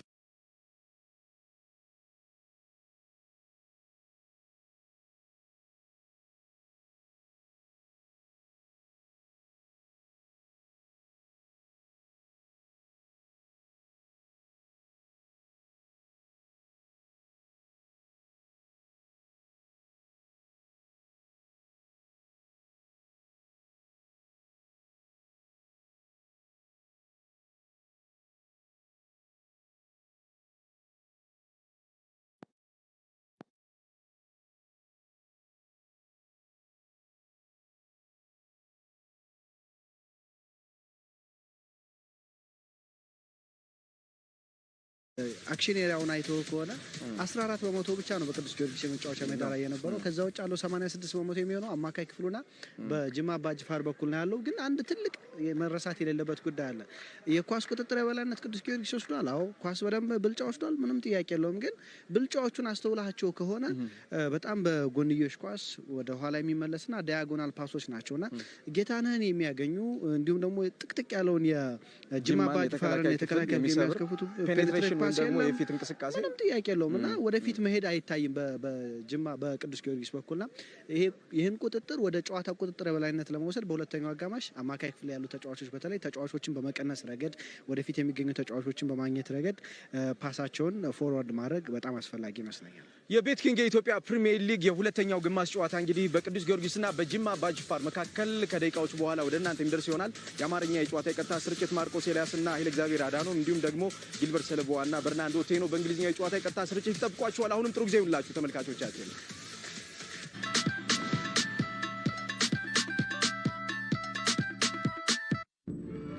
This is for the women who broke barriers then, so we can break records today. This is for those who told us we can't, and for those who never stop believing. This is for the grind, for being better today than we were yesterday, and for those who will define tomorrow. This is for us, for you, for them, for her. This is for the game.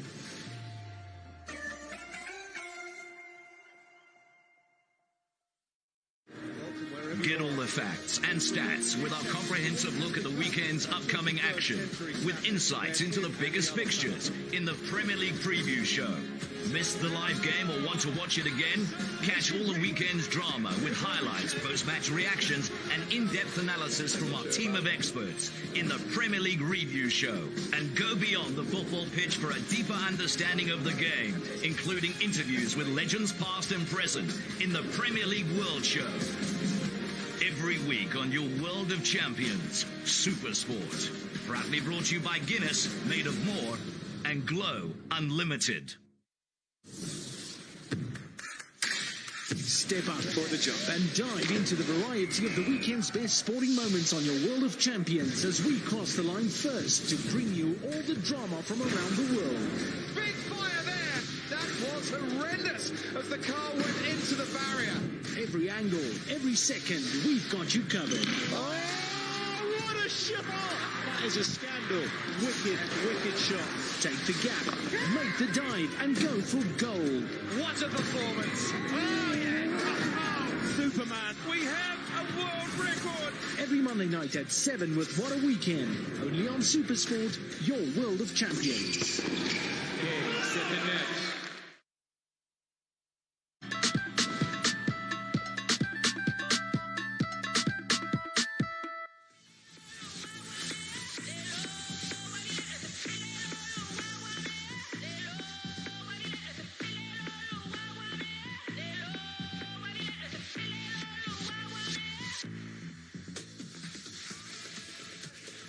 Welcome back to the second half of the Jima Abajifar versus St. George game that denotes the resumption of the second stage of the Ethiopian Premier League. The first 6 rounds were played in Addis Ababa. The next 6 will be played in Jima, and then again it will move to Bahar Dar. So you get a chance to see everything that is going on around the country, the Federal Republic of Ethiopia, in the EPL, the Ethiopian Premier League. A good number of fans have come into the Jima Abajifar Stadium. It's actually the Jima University Stadium. This man, Robert Warku, has lightened up the stadium with his strike in the 6th minute.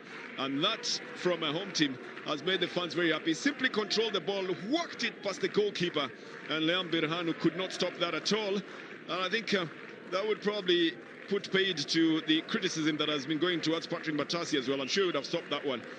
The penalty given to Getane Kebede to convert against Jacob Penze is what has changed the scoreline to 1-1 by the time we're going to the end of the first half of this match that is being played at the Jima University Stadium. So, what is going to happen in the second half? I don't know. We'll try and get ourselves into the mind of the coaches to see what the coaches could have given as instructions to the teams. And then, of course, the fans will expect 3 points in the bag at the end of the game. The opening game befittingly given to the home team, Jima Abajifar versus St. George in the resumed Ethiopian Premier League. They come into it, of course, with a little bit of a contrasting style.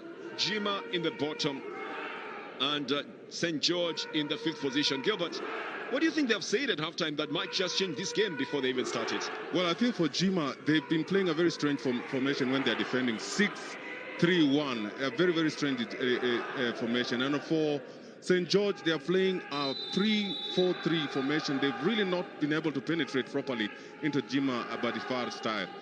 But that notwithstanding, if you're playing with a huge block at the back, you need players who can be able to hit on the counter as quickly as possible. But that has not happened for Jima in the first half.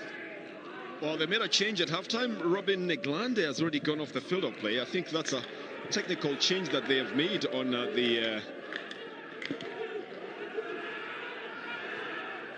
the St. George side. Marcos Elias and Elizabeth Adhanom Gerefa will probably tell you more about that as a frantic effort to try and cut this one out of the defense of the Jima Abajifar side. And we'll see what that change will do as well for the team, and whether it's going to change the way they're playing. But also you expect them to come in with a little bit more energy in this second half, because it's the only half in which you can take 3 points. St. George now bringing it to the left side.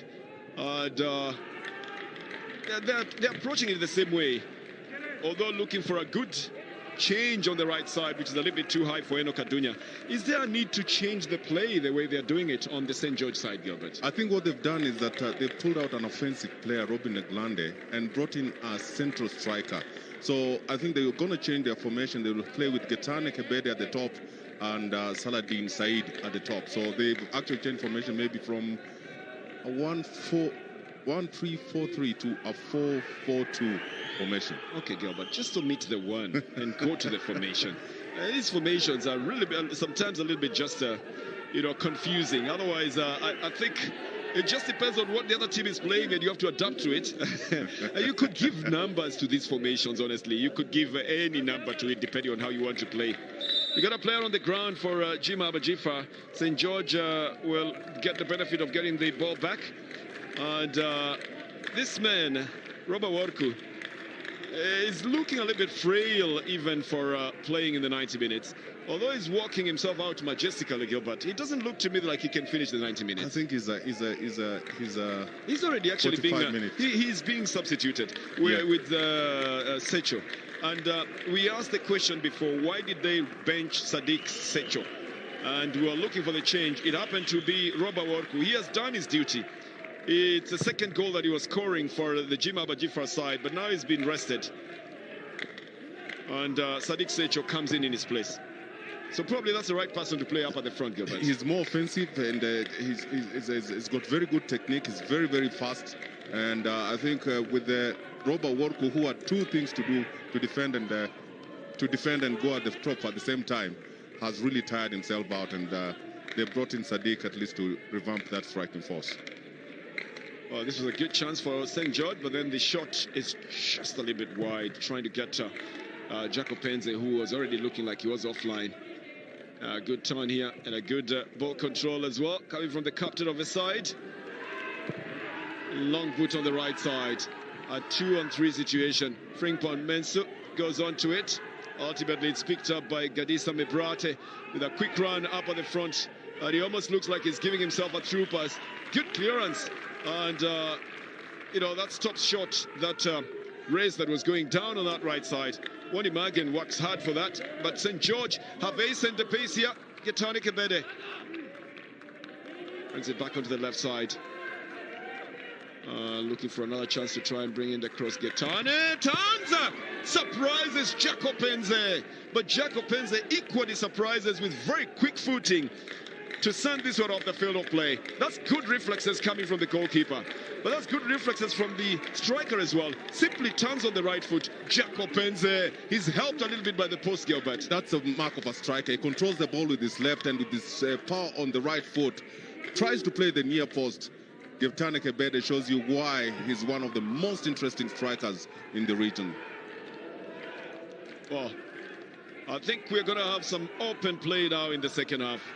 That's what St. George have come out with. And they are pushing the numbers up at the front. Another cross. Yeah, that was almost being chested into the net. But then just slightly short. Saladin Said could have opened his touch on the ball on a positive note here. But it was just slightly behind. Well, it's actually the head, but then it doesn't angle it down, Gilbert. It misses that one. They've surprised Jaco Penze. They're surprising the defenders of the Jima side. I think it's absolutely the speed that they've come in the second half. They've decided to move the ball a little bit faster, a little bit wider, and having more people attacking at least through the middle. And that's the way to go for the second half for St. George side that was subdued in the first half. Enoch Adunya. Well, pick it up, played to the back. Two times they've come in, and they try to come in from the left side. And some good work being done by Gadisa Mebrate on that left side. Brings it back to the center. Ashley Tamene, look at where the defenders are playing from. It's the highest line you probably will see in a game of football. Adunya will get a throw in here. They are at the halfway mark, and they're crossing in and out of the Jima territory. Talking about St. George. Bring it back onto the left side. They're getting good fortune moving on that left side. This is the same man, Gadisa Mebrate. He's made himself very useful. Here is a cross, a very big one. Comes down onto the right side. Adunya can't chase that one. It's too long, isn't it, Gilbert? Well, they'll have to contend with that. And Mahir likes what he's seen with the Gadisa Mebrate attacking on the left-hand side and on the right-hand side, Enoch Adunya giving them the width that they need in the game. It's going to be the fans of St. George who are fast on their feet because their team is on the ascendancy at the moment. They expect it to continue. It's pushed all the way back to the defenders. Jima working equally fast. That would have been a good break. And I tell you, Buzaye, who was already taking off, expecting that ball to be going to him, now he's got to hold himself a little bit and wait for the delivery to come from the midfield. Yeah, that tackle. He had already stolen the ball. Sort of should have moved on. He had already stolen the ball away. Well, it's pulled down by Mulwalen, and he just pulls him away, you know. But he should have gone on his feet and continued to get onto that ball. Out to the right side for St. George.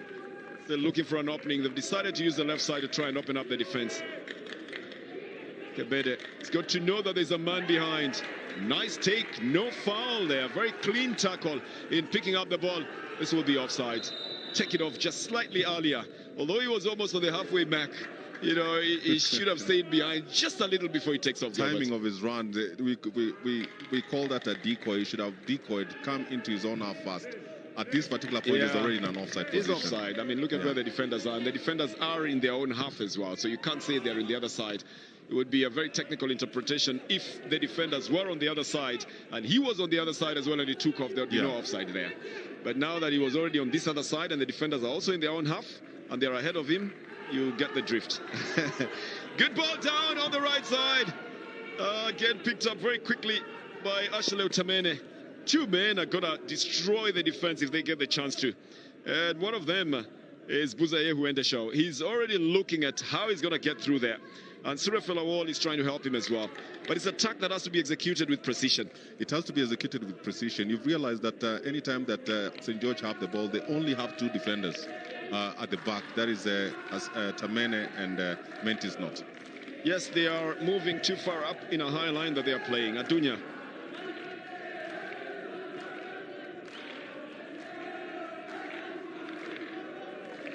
And then again, they will be looking for that left side. Tamene made it very obvious that they're going to go onto that left side. Saladin Said comes to help out because the ball wasn't getting to him. He's supposed to be next to Kebede, probably playing off Kebede or even becoming the decoy. Oh, why is the coach so unhappy, Gilbert? I'm not sure why he's so furious. And both of them, the assistant and his head coach are standing at you can see it at the bottom of your screen. Yeah, but not sure why. They're not allowed to, both of them are not allowed to be standing at the same time. One of them should be sitting down. It's just the fourth official who has not noticed them. Primpong, and then to Gadisa Mebrate, tries to hit Kabere up at the front. Now, there's one thing that is happening here that is going to work against the Jima side. They've become a little bit desperate. They are very frantic in the way they are moving. And there's the other thing that St. George have done that is different now. They're not patient now. They're not moving around the ball a lot. They're getting chances like those ones to shoot from outside. That was a lovely shot that just misses. And that would have changed things here. Quickly taken. Just the accuracy of it, Gilbert. Very good technique. Very good technique. He had power behind it. And what is the defense? The fans? You see, he was wondering, like, you know, do they want to actually beat us like that? That got him to get worried a bit. But I think now St. George are equally in a hurry. They are not building as confidently as they were, holding the ball around and looking for the right moment. And Jima is equally getting frantic. Probably out of the realization that they can actually win this one. And St. George actually on the realization that they need to lead the game for them to be more comfortable. For the fans, yep, accreditation done. They are here enjoying themselves, waiting for the right moments to be able to belt out the hit songs. You know, hit songs come in when you have scored goals. Otherwise, the rest of the time is just normal goals. Advantage play for St. George. Kabede is here, the goalkeeper. There's going to be a foul here. I think the flag is up for offside, says the first assistant referee. But we had a player in the middle of the field, Abel Yaleo.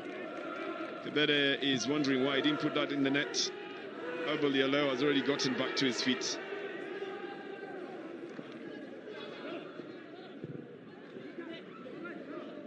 This is easily taken by Min Tessinot. He's one of those defenders who just work silently in their area And they've done a good job of stopping the Jima Bajifar strikers from trying to get in through the center. It's played all the way back to defense now. Ashale Otamene. We'll be seeing more of him now that he's playing closest to us.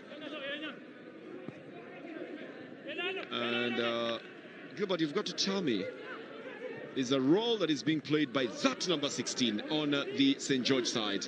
He's distributing the passes. He's in the middle, he's on the right, he's in the left as well. And he's almost like a utility player. The only place we're not seeing him is in the defense. But he's got a free roll up there for St. George. Big boot up. Adunya will put it back in play, looking for a chance. Banged against Jacob Penze for a corner by Getane Kebede. It's never over until it is over. And this one was almost being left out. The defender's leaving it. It's still in play. And then Kebede gets to it, and Jacob Penze cuts it out for a corner. Well, we just want to compliment Jacob Penze for being so brave enough to be able at least to come in and slow down Getane Kebede, who's getting some prime balls in very prime positions. I think it's going to be retaken. It's a corner, actually. The referee was telling everybody to calm down. It's just about 1, 2, 3, 4, 5 players in the box going for it. Jacob Penze is off his line, and this one is put in by Getane Kebede. 2 goals in this match alone, and an easy one because he's totally unmarked for a striker. Gets a free header and makes no mistake with it.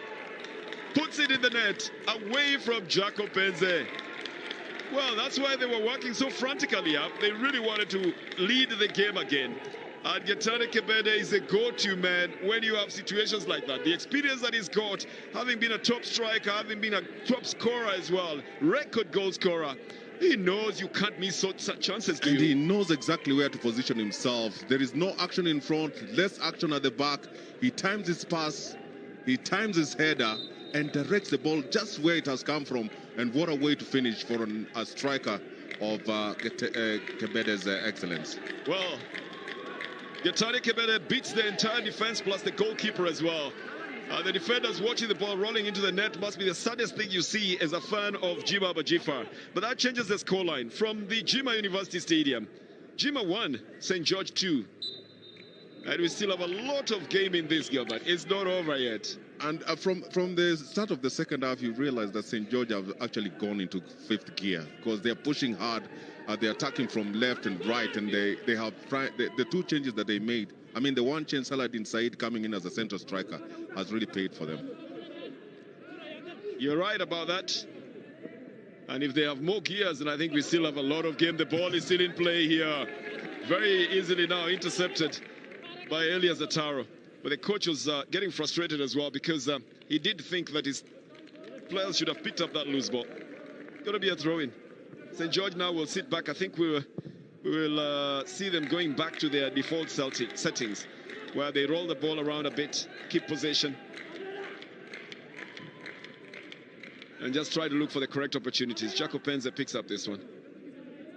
Giving instructions now. He's telling them, you know, you must make sure you cover the areas nicely. Otherwise, you're leaving too many men unmarked up at the front.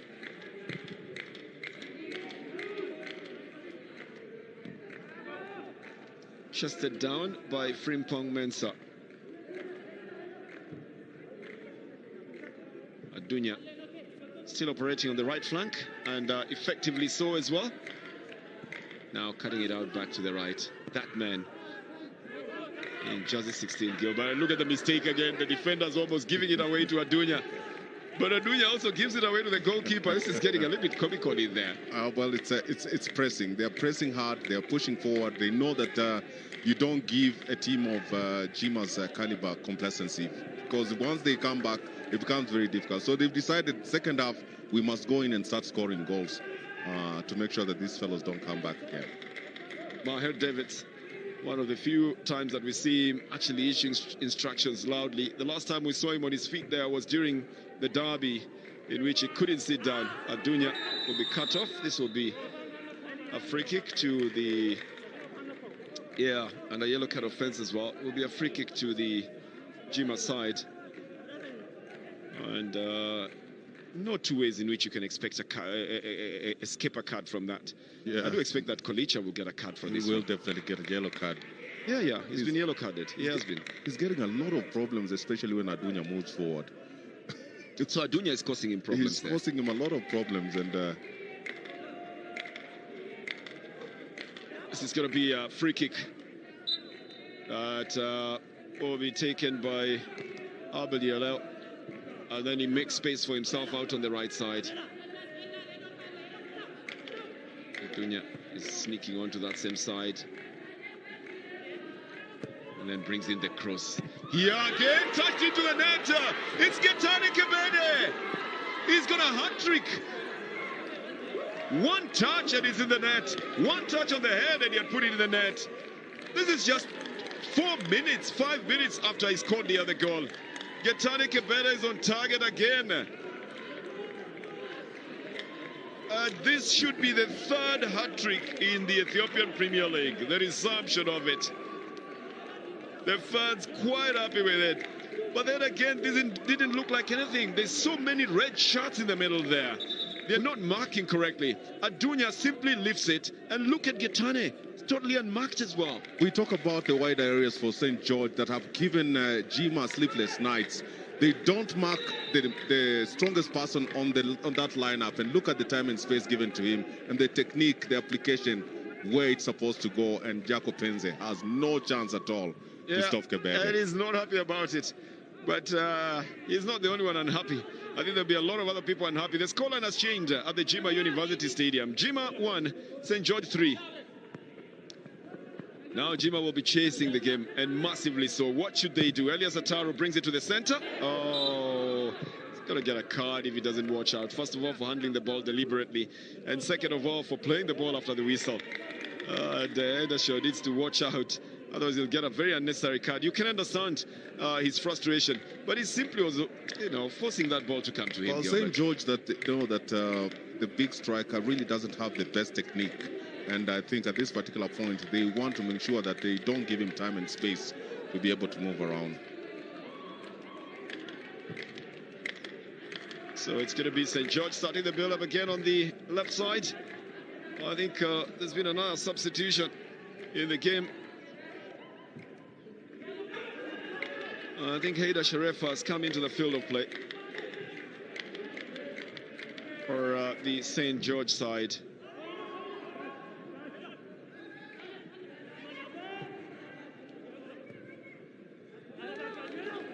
It's being picked up here at the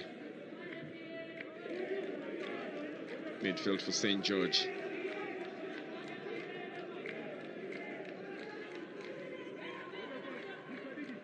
Trying to bring in a cross, trying to get a touch as well for a throw-in, but still managing to keep possession. And this is what I was saying, Gilbert, that, the Jima side are running frantically, and they will make a lot of mistakes. They will leave a lot of spaces as well. They might look like they're coming into defense, all of them, but they're expecting to go to the other side so quickly. They're forgetting to mark whoever is at the front for the St. George side. They've lost their tactical discipline. Yeah, You're they right. just they are running everywhere, and the organization that we saw having 3 lines from defense to midfield to the striking is not there now, and everybody's just running for himself. It's going to be a throw-in, and then Kadir Hiruddin puts it to the midfield, into the center of the field. Muluken Tariku helps it out on the right side. They're venturing forward as well. A good chance for a header here. Yep, this is the one that deserves them, almost going past the line. And then the goalkeeper recovering to pick it up. It's going to be a foul on him. I think you can understand Liam Birhanu's, enthusiasm. He thought he had made the first mistake, so he's trying to cover up for that. And Sadek is the one who bangs onto him. But initially, it was a good chance here to head the ball down. Goalkeeper has a touch on it. Mintesinot brings it back. And then that's the foul now. When the goalkeeper goes for it, he's going to have the advantage. Well, talk about cover. Again, the ball being dropped down, an awkward ball for the goalkeeper. That cover by Mintesinot Adane actually saves, and of course that is a foul. That is a quick foul on the goalkeeper in his 6-yard box. The chance that Jima Bajifar had, in spite of the fact that Liam Birhanu felt a little bit of a strain there, he knows that he has saved them. the blushes. They've got a man on the left side. Oh, they don't play that offside. They don't beat the offside trap. They could have beaten it by bringing the ball onto the left side. Now it is St. George. A bit of a good run with a cross. Saved from going off the field of play. I think it's already gone out. It's going to be a corner. That must be the new man, Haida Sharifa, who was running down on that side. Another change has been made here. Kolicha is out and Abdallah is in. That's on the Jima side.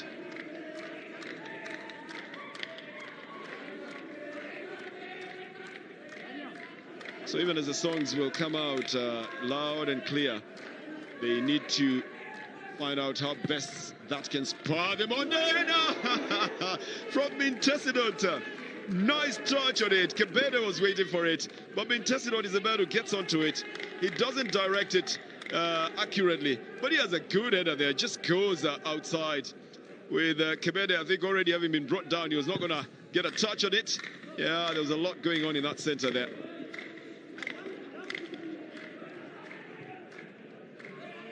Adunya going for it now. They're trying a 1-2 combination. Something tells me that up at the front, Jima Abajifar have decided they must get goals. By all means, get the goals. Nice take by Alvis Atara. Elias Atara, beg your pardon.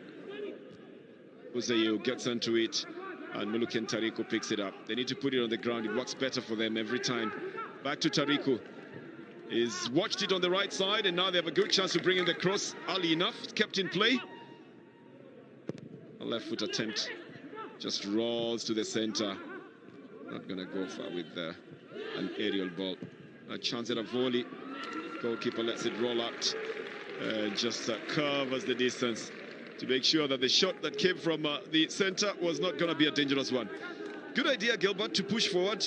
They're building it up nicely, but then that final third is letting them down. The final third letting them down, and of course the technique on the ball is also letting them down. They have vulnerabilities, especially when they move forward, because now they have a lot of room that have left in the midfield where St. George is really exploiting. At the center here, there's more yellow jerseys and yellow stockings than we have the red stockings. 381 completed passes by St. George. Slightly double of what the Jima Abajifra side have, but the incomplete passes, they're almost level at that as well. Jima trying to build it. Surafella Wall has been pushed off the ball. Lost the advantage coming, the push coming from Ebo Yaleo. It's going to be a free kick. He was just getting ready to either go over a strike or to try and beat Mintesinot in that defense. So what do you think they do with this one, Gilbert? Are they well adapted free kicks and the set pieces? Or do you think they're going to go direct? Well, they'll go direct. The man that powers the free kick has actually left the field of play. But there's still Tariku is there in Jersey 10. He also tried to power a shot. Well, they actually go for a shot, but this one way above bar. I'm sure they didn't practice that in training. Much of what the footballers play, they didn't train for, and I can tell you, she can confirm that. Well, she didn't train for the songs of loss. You know, she only trained for the songs of winning, and now they are finding a little bit of difficulty in singing because their team is currently not on top of things here at the Jima University Stadium. That's the man who actually gave a shot a couple of minutes ago that was saved from the line. The substitute Beckham Abdallah. One of the two substitutes that the Jima Abajifra side have made. Good footwork by Ebo Yaleo, and then Adunya always finding himself with space. A low one this time round. Gets the chest off the defender and goes out for a corner. It's just amazing how Adunya makes himself available at all the times and always seems to have the space out for a corner. It's just amazing how Adunya makes himself available at all the times and always seems to have the space. It's going to be Ebo Yaleo who's going to be taking this one. And most of the men are staying behind, looking for a rebound. It doesn't come to them. Uzayehu plays it out. They're looking to target a man up front. Tariku rather. Yeah, that's what they were aiming at. Two of them getting away from the pack. But, you know, not getting onto the ball.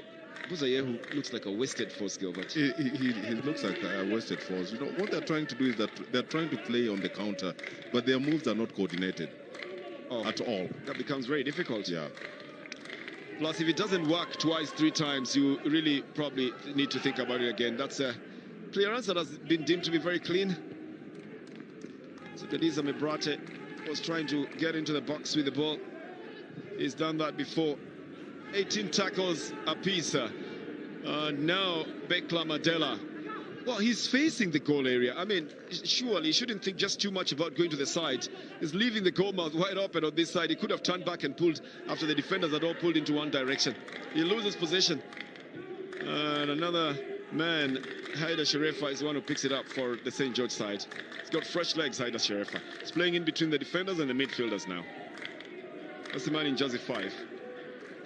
Who came in a few minutes ago for the St. George side. In the 62nd minute, he made that substitution. They're happy to keep possession and to play it among themselves. Adunya plays it back.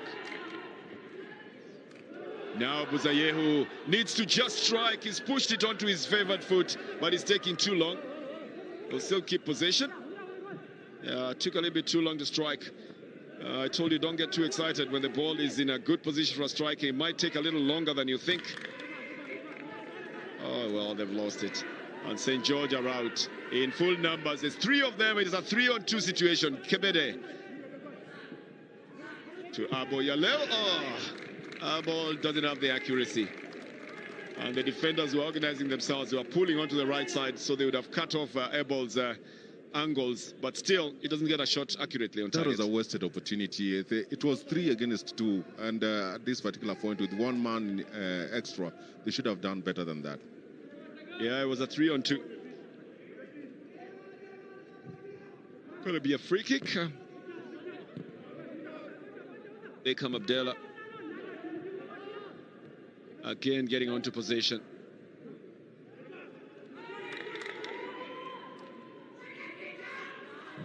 Big boot on the right side to find Saladin Said. This man is a striker. Came in much earlier on in the game as a substitute. We haven't seen a lot of what he can do. He came in for Robin Neglande in the 46th minute of the game. So this is the preferred man at the moment. Beckham Abdallah is providing the passes as well. Gets to the end of this one. Well, he almost did. It's cut out for a corner by Frimpong Mensah. And some worried fans as well at the stadium. They really would like to see their home team do much better than what it's doing at the moment. Surafel Awol tries to drop it in the box. Oh, a chance for a shot, but it's not accurate. Hurriedly take it as well by Nigatu Gabriel Selassie. Didn't do well, Gilbert, in that shot. He's a defender. I mean, he's a midfielder, but he didn't do well with that shot. Well, and unless you've had a lot of training on those kind of balls from that distance, I mean, you should just continue. I mean, control the ball and try and use probably the wider areas to bring the balls in. At least change the shots on target. At least change the statistics there. You know, just let it hit the goalkeeper or let it, you know, hit the post or something. Adunya. Oh, this time he's out-tweeted. Tries to tackle from behind. It's going to be a foul. No doubt about it. The foul is on Nigatu Gabriel Selassie. Another midfielder is trying to work hard to try and get the ball out of that quagmire that they are going into every time, to try and get it onto the to the sides. Work Tariku losing it to Gadisa Mebrate, and then to the new man Haida Sherefa.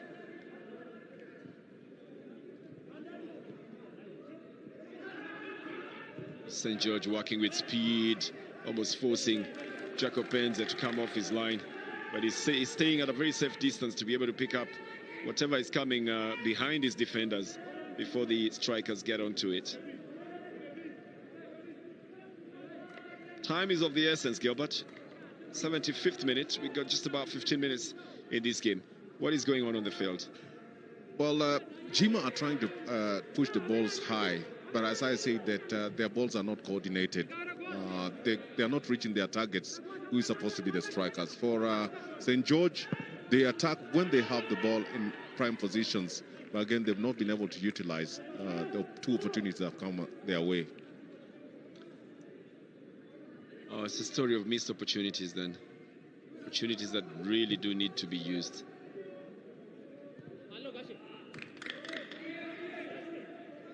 Back into the defense then. Ashale Otamene doing his duty calmly, quietly, together with Mintesinot Adani. They've marshaled the central midfield very well. Kebede has already scored 3 goals. It's the third hat trick that we have seen in the Ethiopian Premier League. This was intended for the other striker, Saladin Said. Didn't get to it. It's going to be a throw-in that will be given to the Jima Bajifar side. I think they're making another substitution as well, the St. George side, 17 for 9. So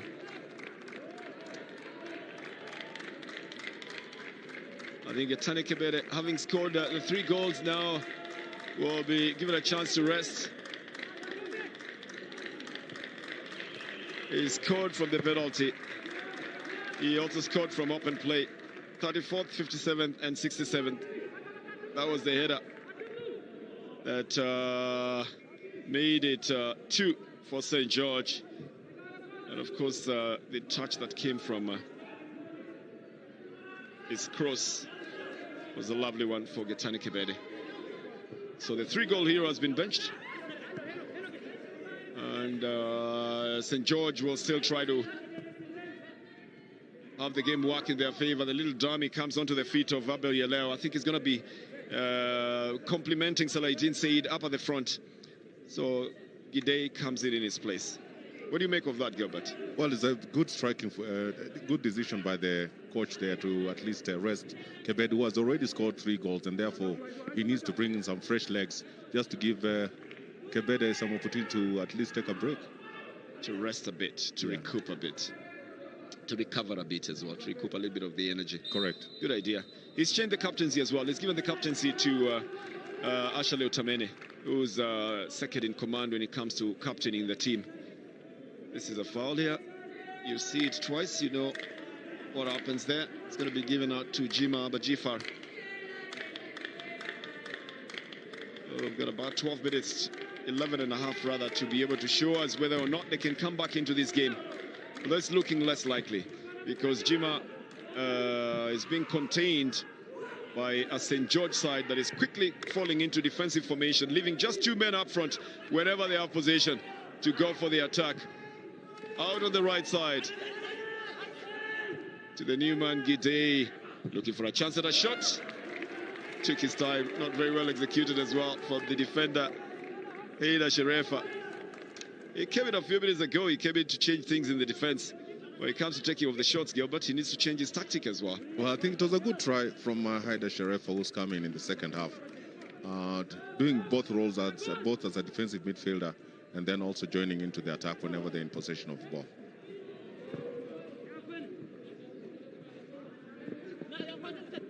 Well, Heno Kadunya was certainly going to shield that out for a throw-in, which would have gone to his team anyway. So he's quite happy to do that. That's a new captain now, a field captain. Looking for the options. Finding an easy route on the right side.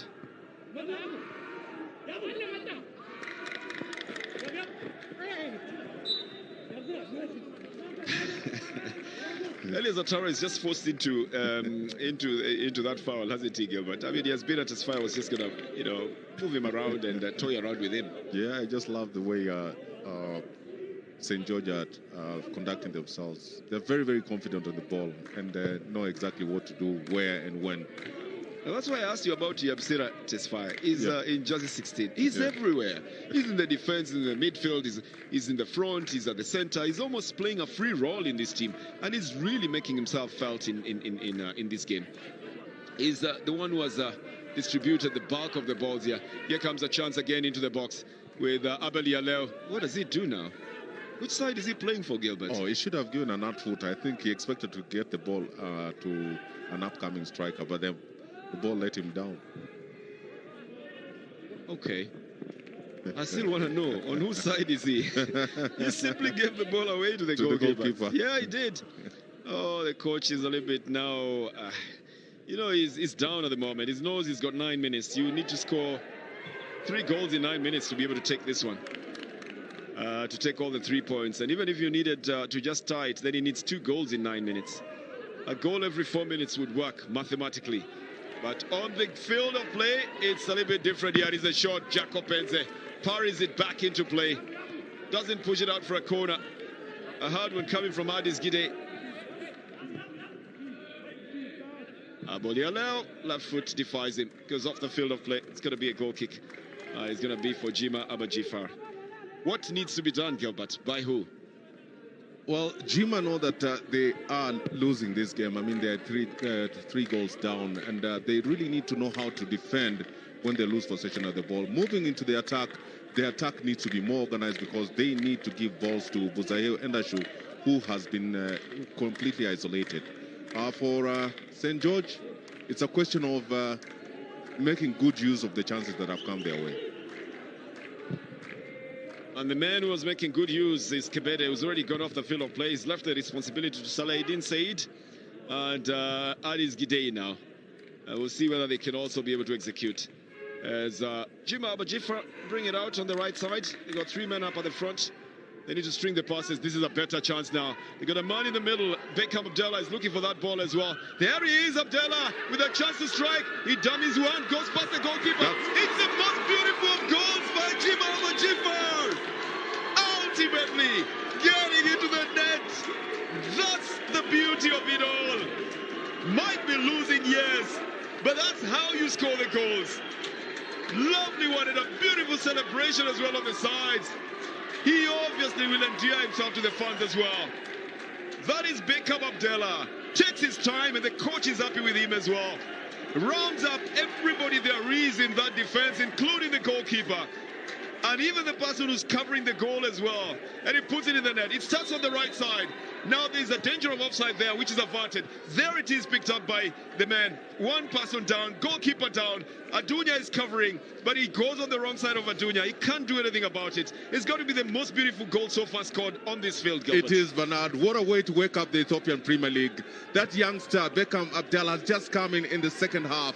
And what a way he pulls aside the goalkeeper and puts in one of the best goals that have ever been scored in this league this year. Well, this season you should be saying, yes, lovely goal scored.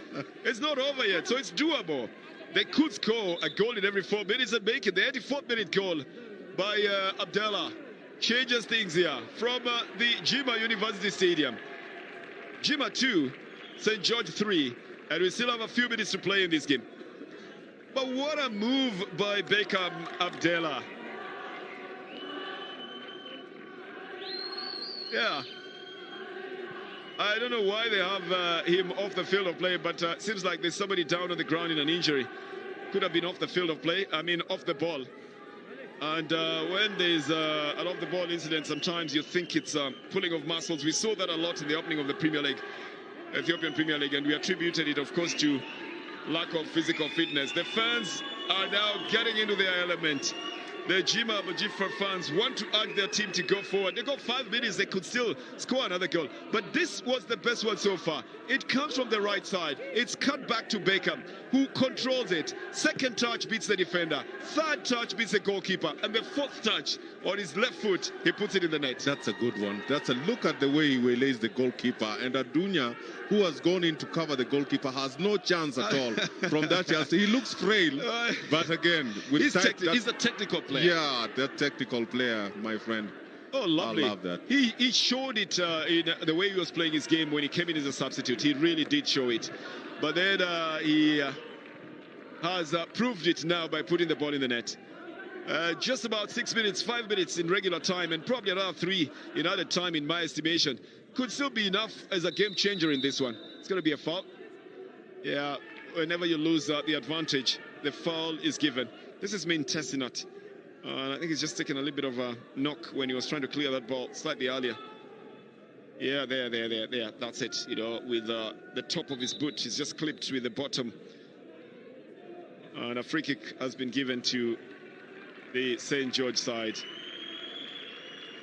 I think the coach knows now that there's real danger of this game being tied.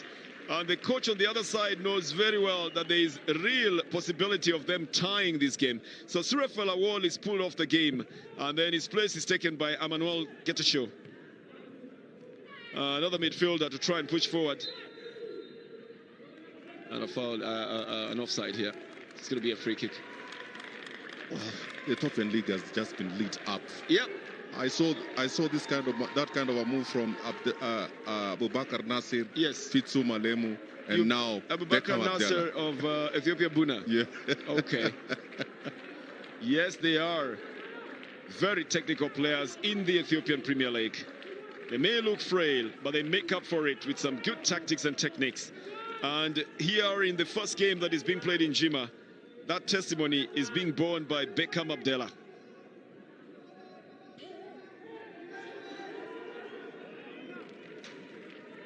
It's going to be St. George picking it up. Good ball controlled by Saladin Said. He's looking for support to come from behind from a man who's really destroyed that left side, Gadisa Mebrate. He may not be the man of the match. He may not have scored, Gilbert, but he's really destroyed the Jima defense by the crosses he was bringing from the left side. Yes, he has provided very good feed, especially from the left. Gadisa Mebrate has 2 goals to his credit. Today, he's been the assistant-in-chief. Now you're creating some new positions. Assistant in chief? Or are you going to call him the chief, the new chief assistant? Chief assistant. Next, you're going to call him the deputy assistant sub chief distributor. Let's just say he's really aided them, especially from the left side. So he's the chief aide. Now that can work. Chief aide. Yeah, that's correct. That can work. That can work. Again, the defenders will be working out to try and keep this score line as it is. Eddie Zatara is one of them in the Jima Bajifra side. This ball goes out to the right side. The fans of Jima are expecting a lot here to come from this move they have. Comes back to Ataro. Lifts it, but he pushes it too close to the goalkeeper. Should try to curve it at least to have the other players meeting it. You know, as your players are going to meet this ball, remember the goalkeeper is also coming out and he's got the advantages while he's in that box. Yeah, it should be between the goalkeeper and the defenders. Yeah, that would be the best place. Yeah, but not to the goalkeeper. You wonder where the energy has come from. The Gulbat in the Chuata. In this Chuata for the Jima Bajifa side. Yeah, they've pumped in a little bit of it now. Turning it back on the right side, they've got the spaces. They actually do have spaces in the midfield as well. It's actually St. George who are sitting back now, and they've invited pressure on their own side to their own selves. Well, it's a good thing that Jima is using those spaces.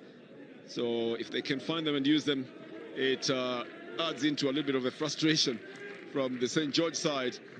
Although we are playing just 30 minutes of regular time remaining, you never know in a game like this. One move changes everything else. There's going to be a couple of minutes of added time. In my estimation, there should be about 3, you know, because of the changes that have been made in the game in the second half. But that's my count. Well, a misadvised back heel coming from Beckham Abdallah. This one goes out to the right side. Adis Gidey. 3 of the defenders were coming onto that side. That's the one thing that has happened to the Jima side. The defenders have been pulled usually on one side. This one, Jaco Penze parties back. The shot coming from Gadisa Mebrate. Jaco Penze's reflexes, Gilbert, have been much better today than we've seen them before. Absolutely. Look at that distance and look at the shot with somebody covering him, you know, disturbing his vision. Again, what a way for Jaco Penze to stop that ball. He did. He sent it in. Well, Jima having a chance here. Buzayehu has been waylaid and loses that chance. Tessinot brings it to the midfield. There is numbers for St. George up at the front and also in the midfield. This one laid out to Salahuddin and all the way to the goalkeeper. Jacob Penze. 3 minutes of added time, Gilbert. This could change still, couldn't it? This game is far from over. There's likelihood of a goal being scored. I'm not saying on which side, but there's a likelihood of a goal being scored even in the extra time. Yeah, of course, Jima is attacking and St. George sitting back. And you know, when you have a team that is sitting back, it means that they want to hit you on the counter. So anything could happen on either side of the divide. Well, Jima pushing. There is the header. It comes back to Beckham. He just controls it facing the other side. He's going to be penalized for a foul there. He's apologetic on that. He tried to get the ball back to his midfielder who was advancing. Actually, Elias Ataru was coming close there, but then doesn't get there. Adunya gets there faster. Going to be a free kick. But that presented a real possibility of a change in this one for Jima. Now the possibility changes to the St. George side. Well, interestingly, St. George have gotten involved in very high-scoring matches, Gilbert. They won 3-1 against Redawa, won against Awasa 4-1. They won against Sebeta 4-2. They played with Ethiopia Buna and it was 3-2. In fact, the lowest was the loss of 1-0 by Fasil. Yeah, it's pretty interesting that they have a very high-scoring forward line. Yeah, they do. Very high-scoring. But even their games are high-scoring matches, you know. The many goals. They have 13 goals for themselves, but they have conceded 8 by the time they were coming to this game. Now they've conceded 9, and they've already scored 3 more for themselves. This is going to go out for a corner. It's going to be for Jima Abajifar. The fans making them believe that they can tie this game and pick up a point from it. They are bringing in everybody into that box. They've left only one person behind. Presents an advantage, presents a danger as well. We've seen goalkeepers coming in as well for these kind of situations. This is going to be another corner. Just pushed out by Gadisa Mebra, by Abelia Leo in the goal line. You know, as the header came down, it didn't look dangerous, but Buzayew is flying, and that touch is the one that sends it up the field of play. A second corner. This will be taken by Beckham Abdallah. Right foot in swinger, very high up, very far as well. The chase is with Mintasinot. It's going to be a throw-in. It's going to be for St. George. I don't think they'll have another time to be able to try, Gilbert. Those offensive moments, they should have taken care of that that particular instant. A good header by Buzayew. People are, you know, from the look of it, you might not. You might ask yourself whether there was a touch on the hand there. But that, unless it goes onto a frame by frame, it will not be visible to verify. But the whistle has gone for full time.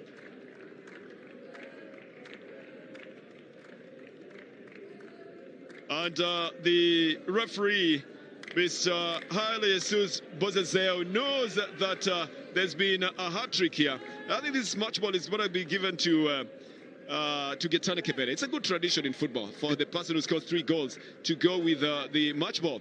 Although the referee at the moment is just waiting for everybody to clear the field, and then he comes out. That happens as well. I'm not sure whether he wants to sign on to that ball. he wants to be a superstar as well. But this has ended into the game at 3-2 in favor of St. George. So out of 6 matches, they've won 4. They've drawn none of them, and they've lost only 2 of them. Their points tally goes up to 12. We'll see how that turns up on the log when we look at it later on. There'll be another game that will be played this afternoon here at the stadium in Jima. We'll have that one as well coming live too. Oh, there is the match ball. Getane Kebere gets the match ball from the referee for having scored a hat-trick. It's a 3rd hat-trick in the Ethiopian Premier League from Jima University. The final score is Jima 2, St. George 3 at full time.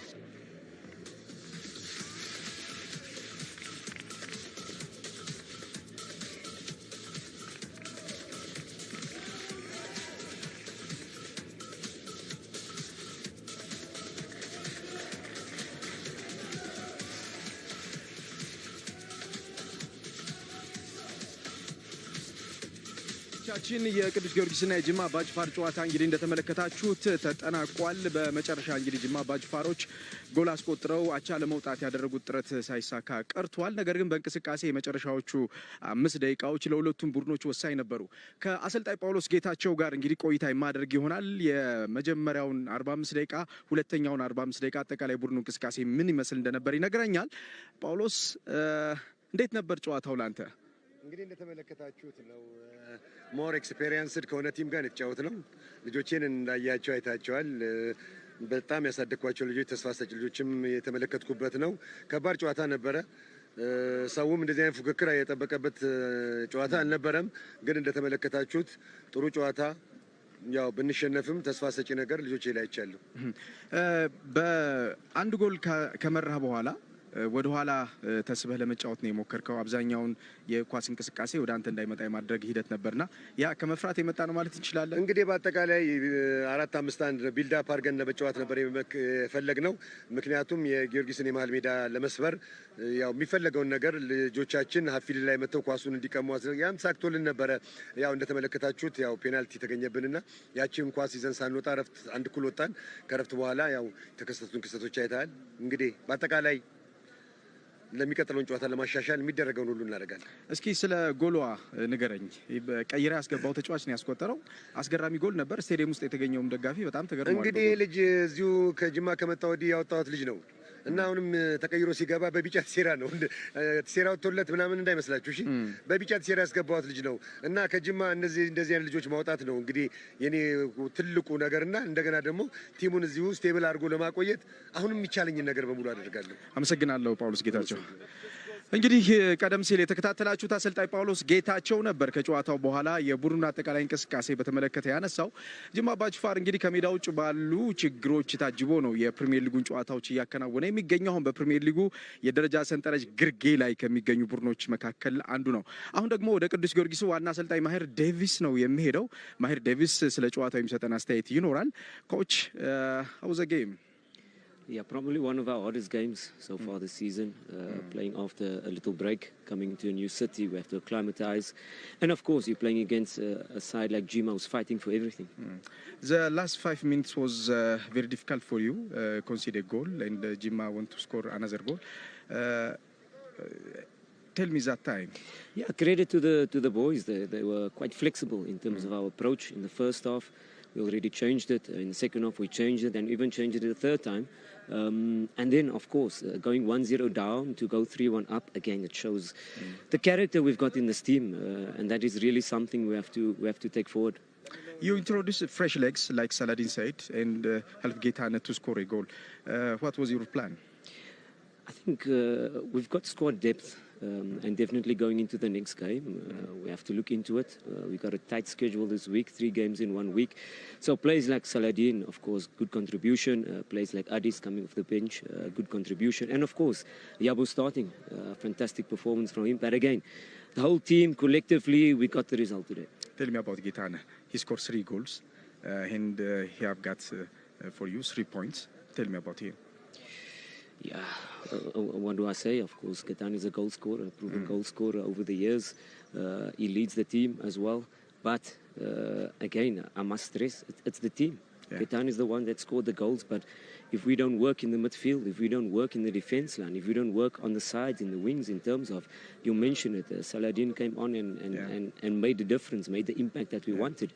So yes, Gaetano scores the goals and fantastic. He has to keep on going, but collectively the team got the 3 points. Thank you, coach. Thank you. ቀደም ሲል እንግዲህ የቅዱስ ጊዮርጊስ ዋና አሰልጣኝ ማሂር ዴቪስ ነበር ከጨዋታው በኋላ አስተያየቱን የሰጡን። በኢትዮጵያ እግር ኳስ ውስጥ ከታዩ እጅግ በጣም አስገራሚ አጥቂዎች መካከል አንዱ ነው።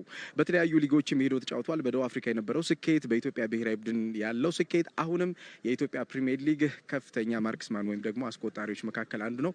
ጌታነህ ከበደ አጠገቤ ነው የሚገኘው። ጌታነህ በመጀመሪያ እንኳን ደስ አለ። እንዴት ነበር ጨዋታው? ጨዋታው አሪፍ ነው። በጣም አሪፍ ነው። ያው ከሽንፈት ነው የተመለስ ነውና ከሽንፈት ስትመለስ ጨዋታዎች ትንሽ ከበድ ይላሉ። ምክንያቱም ወደ ማሸነፍ ለመምጣት ትንሽ እንትኑን ማድረግ ወደ ማሸነፍ ለመምጣት ያው ትንሽ ያስቸግራልና በጣም አሪፍ ነው። 3 ጎል ማስቆጠር ለአንድ አጥቂ በጣም ትልቅ ነገር ነው። ላንተ ደግሞ የውድድር አመቱን ጉዞ የበለጠ ለማሳካት ይጠቅማልና እስኪ ስለ 3 ጎል ንገረኝ። ያው ከረፍት መልስ ነው ሁለቱን ያስቆጠርኩት። የመጀመሪያውን ፔናልቲ ነውና ያው ተጨናንቀን ነው የገባ ነው። ምክንያቱም እንደዚህ አይነት ቲም እየተሸነፈ የመጣ ቲም ነው። እነሱም ለማሸነፍ ነው የገቡትና እንደገና ደግሞ ሀገራቸውም ስለሆነ እንትን ነበር ሲጫወቱ በእልህ ነበር ሲጫወቱ የነበሩትና ያው በሶስት ጎል ማስገባቴ በጣም ደስ ብሎኛል። እየተመለከትኩ ነበር። የመጨረሻው ደቂቃ ላይ ጭንቀት ውስጥ ነበርክ። ሙከራዎች እየተደረጉ ስለነበረ ምን ያሰብክ ነበር? ያው አንዳንዴ ያስፈራል። ሁለተኛ ጎል ያስቆጠሩት በጣም አደገኛ ሰዓት ላይ ነው። ምክንያቱም ወደ 10 ወደ 12 ደቂቃ ሲቀረው ነውና እንደዚህ አይነት ሰዓት ላይ ጎል ሲያገቡ ይነሳሳሉ። በጣም ተነሳስተዋል። ምክንያቱም አስጨናቂ ሰዓት ነው። አንዳንዴ በኮርና አጋጣሚውን ጎል ይገባልና ያን እንትን በማለት ነው። እኔም እንግዲህ ጌታነህ ከበደ ነበር ሃትሪክ ከሰራ በኋላ ከሱፐር ስፖርት ጋር ቆይታ ያደረገው። ተመልካቾቻችን የቤት ኪንግ የኢትዮጵያ ፕሪሚየር ሊግ ጨዋታዎች እንግዲህ ይህንን ይመስል ነበር። የዛሬው ጨዋታ ያው ጅማ አባጅፋር ከቅዱስ ጊዮርጊስ ጋር ያከናወነው ነው። ከሰዓት በኋላ የሚከናወነው ሌላኛውን ጨዋታ እንድጠብቁት የምነግራችሁ ደግሞ ወላይታ ዲቻ ከሰበታ ከተማ ጋር የሚያከናውነው ጨዋታ ነው። የወላይታ ዲቻ የዘንድሮ የውድድር ዓመት ጉዞና የሰበታ ከተማ የውድድር ዓመት ጉዞ 7ኛው ጨዋታ የሚቀጥልበት ይሆናል። እንግዲህ ከሰዓት በኋላ እንድትቆዩ ከወዲሁ ነው የምንጋብዛችሁ ተመልካቾቻችን። የደረጃ ሰንጠረዡና ሀዲያ ሆሳዕና አሁንም የመራው ይገኛል። ፋሲል ከነማ 13 ነጥቦች አሉት። እንዲሁም ቅዱስ ጊዮርጊስ ዛሬ በማሸነፉ 12 ነጥቦችን ይዞ 4ኛ ደረጃ ላይ ተቀምጧል። በደረጃ ሰንጠረዡ ግርጌ ዛሬ የተሸነፈው ጅማ አባጅፋር 9 ግብዳዎችና 3 ነጥቦችን በመያዝ ግርጌው ላይ ነው የሚገኘው። እንግዲህ በዘንድሮ የውድድር ዓመት አሰልጣኙን ለመጀመሪያ ያሰናበተው ወላይታ ዲቻ 5 የግብዳዎችና 3 ነጥቦችን ይዞ 12 ነጥቦችን በመያዝ 12ኛ ደረጃ ላይ ነው የሚገኘው። ቀደም ሲል እንደገለጽኩላችሁ ግን 5 የግብዳዎችን ይዟል። ወላይታ ዲቻ ከሰበታ ከተማ ጋር ከሰዓት በኋላ 9 ሰዓት የሚደረገው ጨዋታ እንድጠብቁን ከወዲሁ ነግራችኋለን። በቀጥታ ስርጭት እንግዲህ ከ8 ሰዓት ከ45 ጀምሮ ከእናንተ ጋር ቆይታ የምናደርግ ይሆናል። ተመልካቾቻችን ስለነበረን ጊዜ ስላችሁት ቆይታ ግን ከልብ እናመሰግናለን። የቤት ኪንግ የኢትዮጵያ ፕሪሚየር ሊግ የመጀመሪያው ቀን ጨዋታ ይህን ይመስል ነበረ። አሁንም ጥሩ ጊዜ ይሁንላችሁ።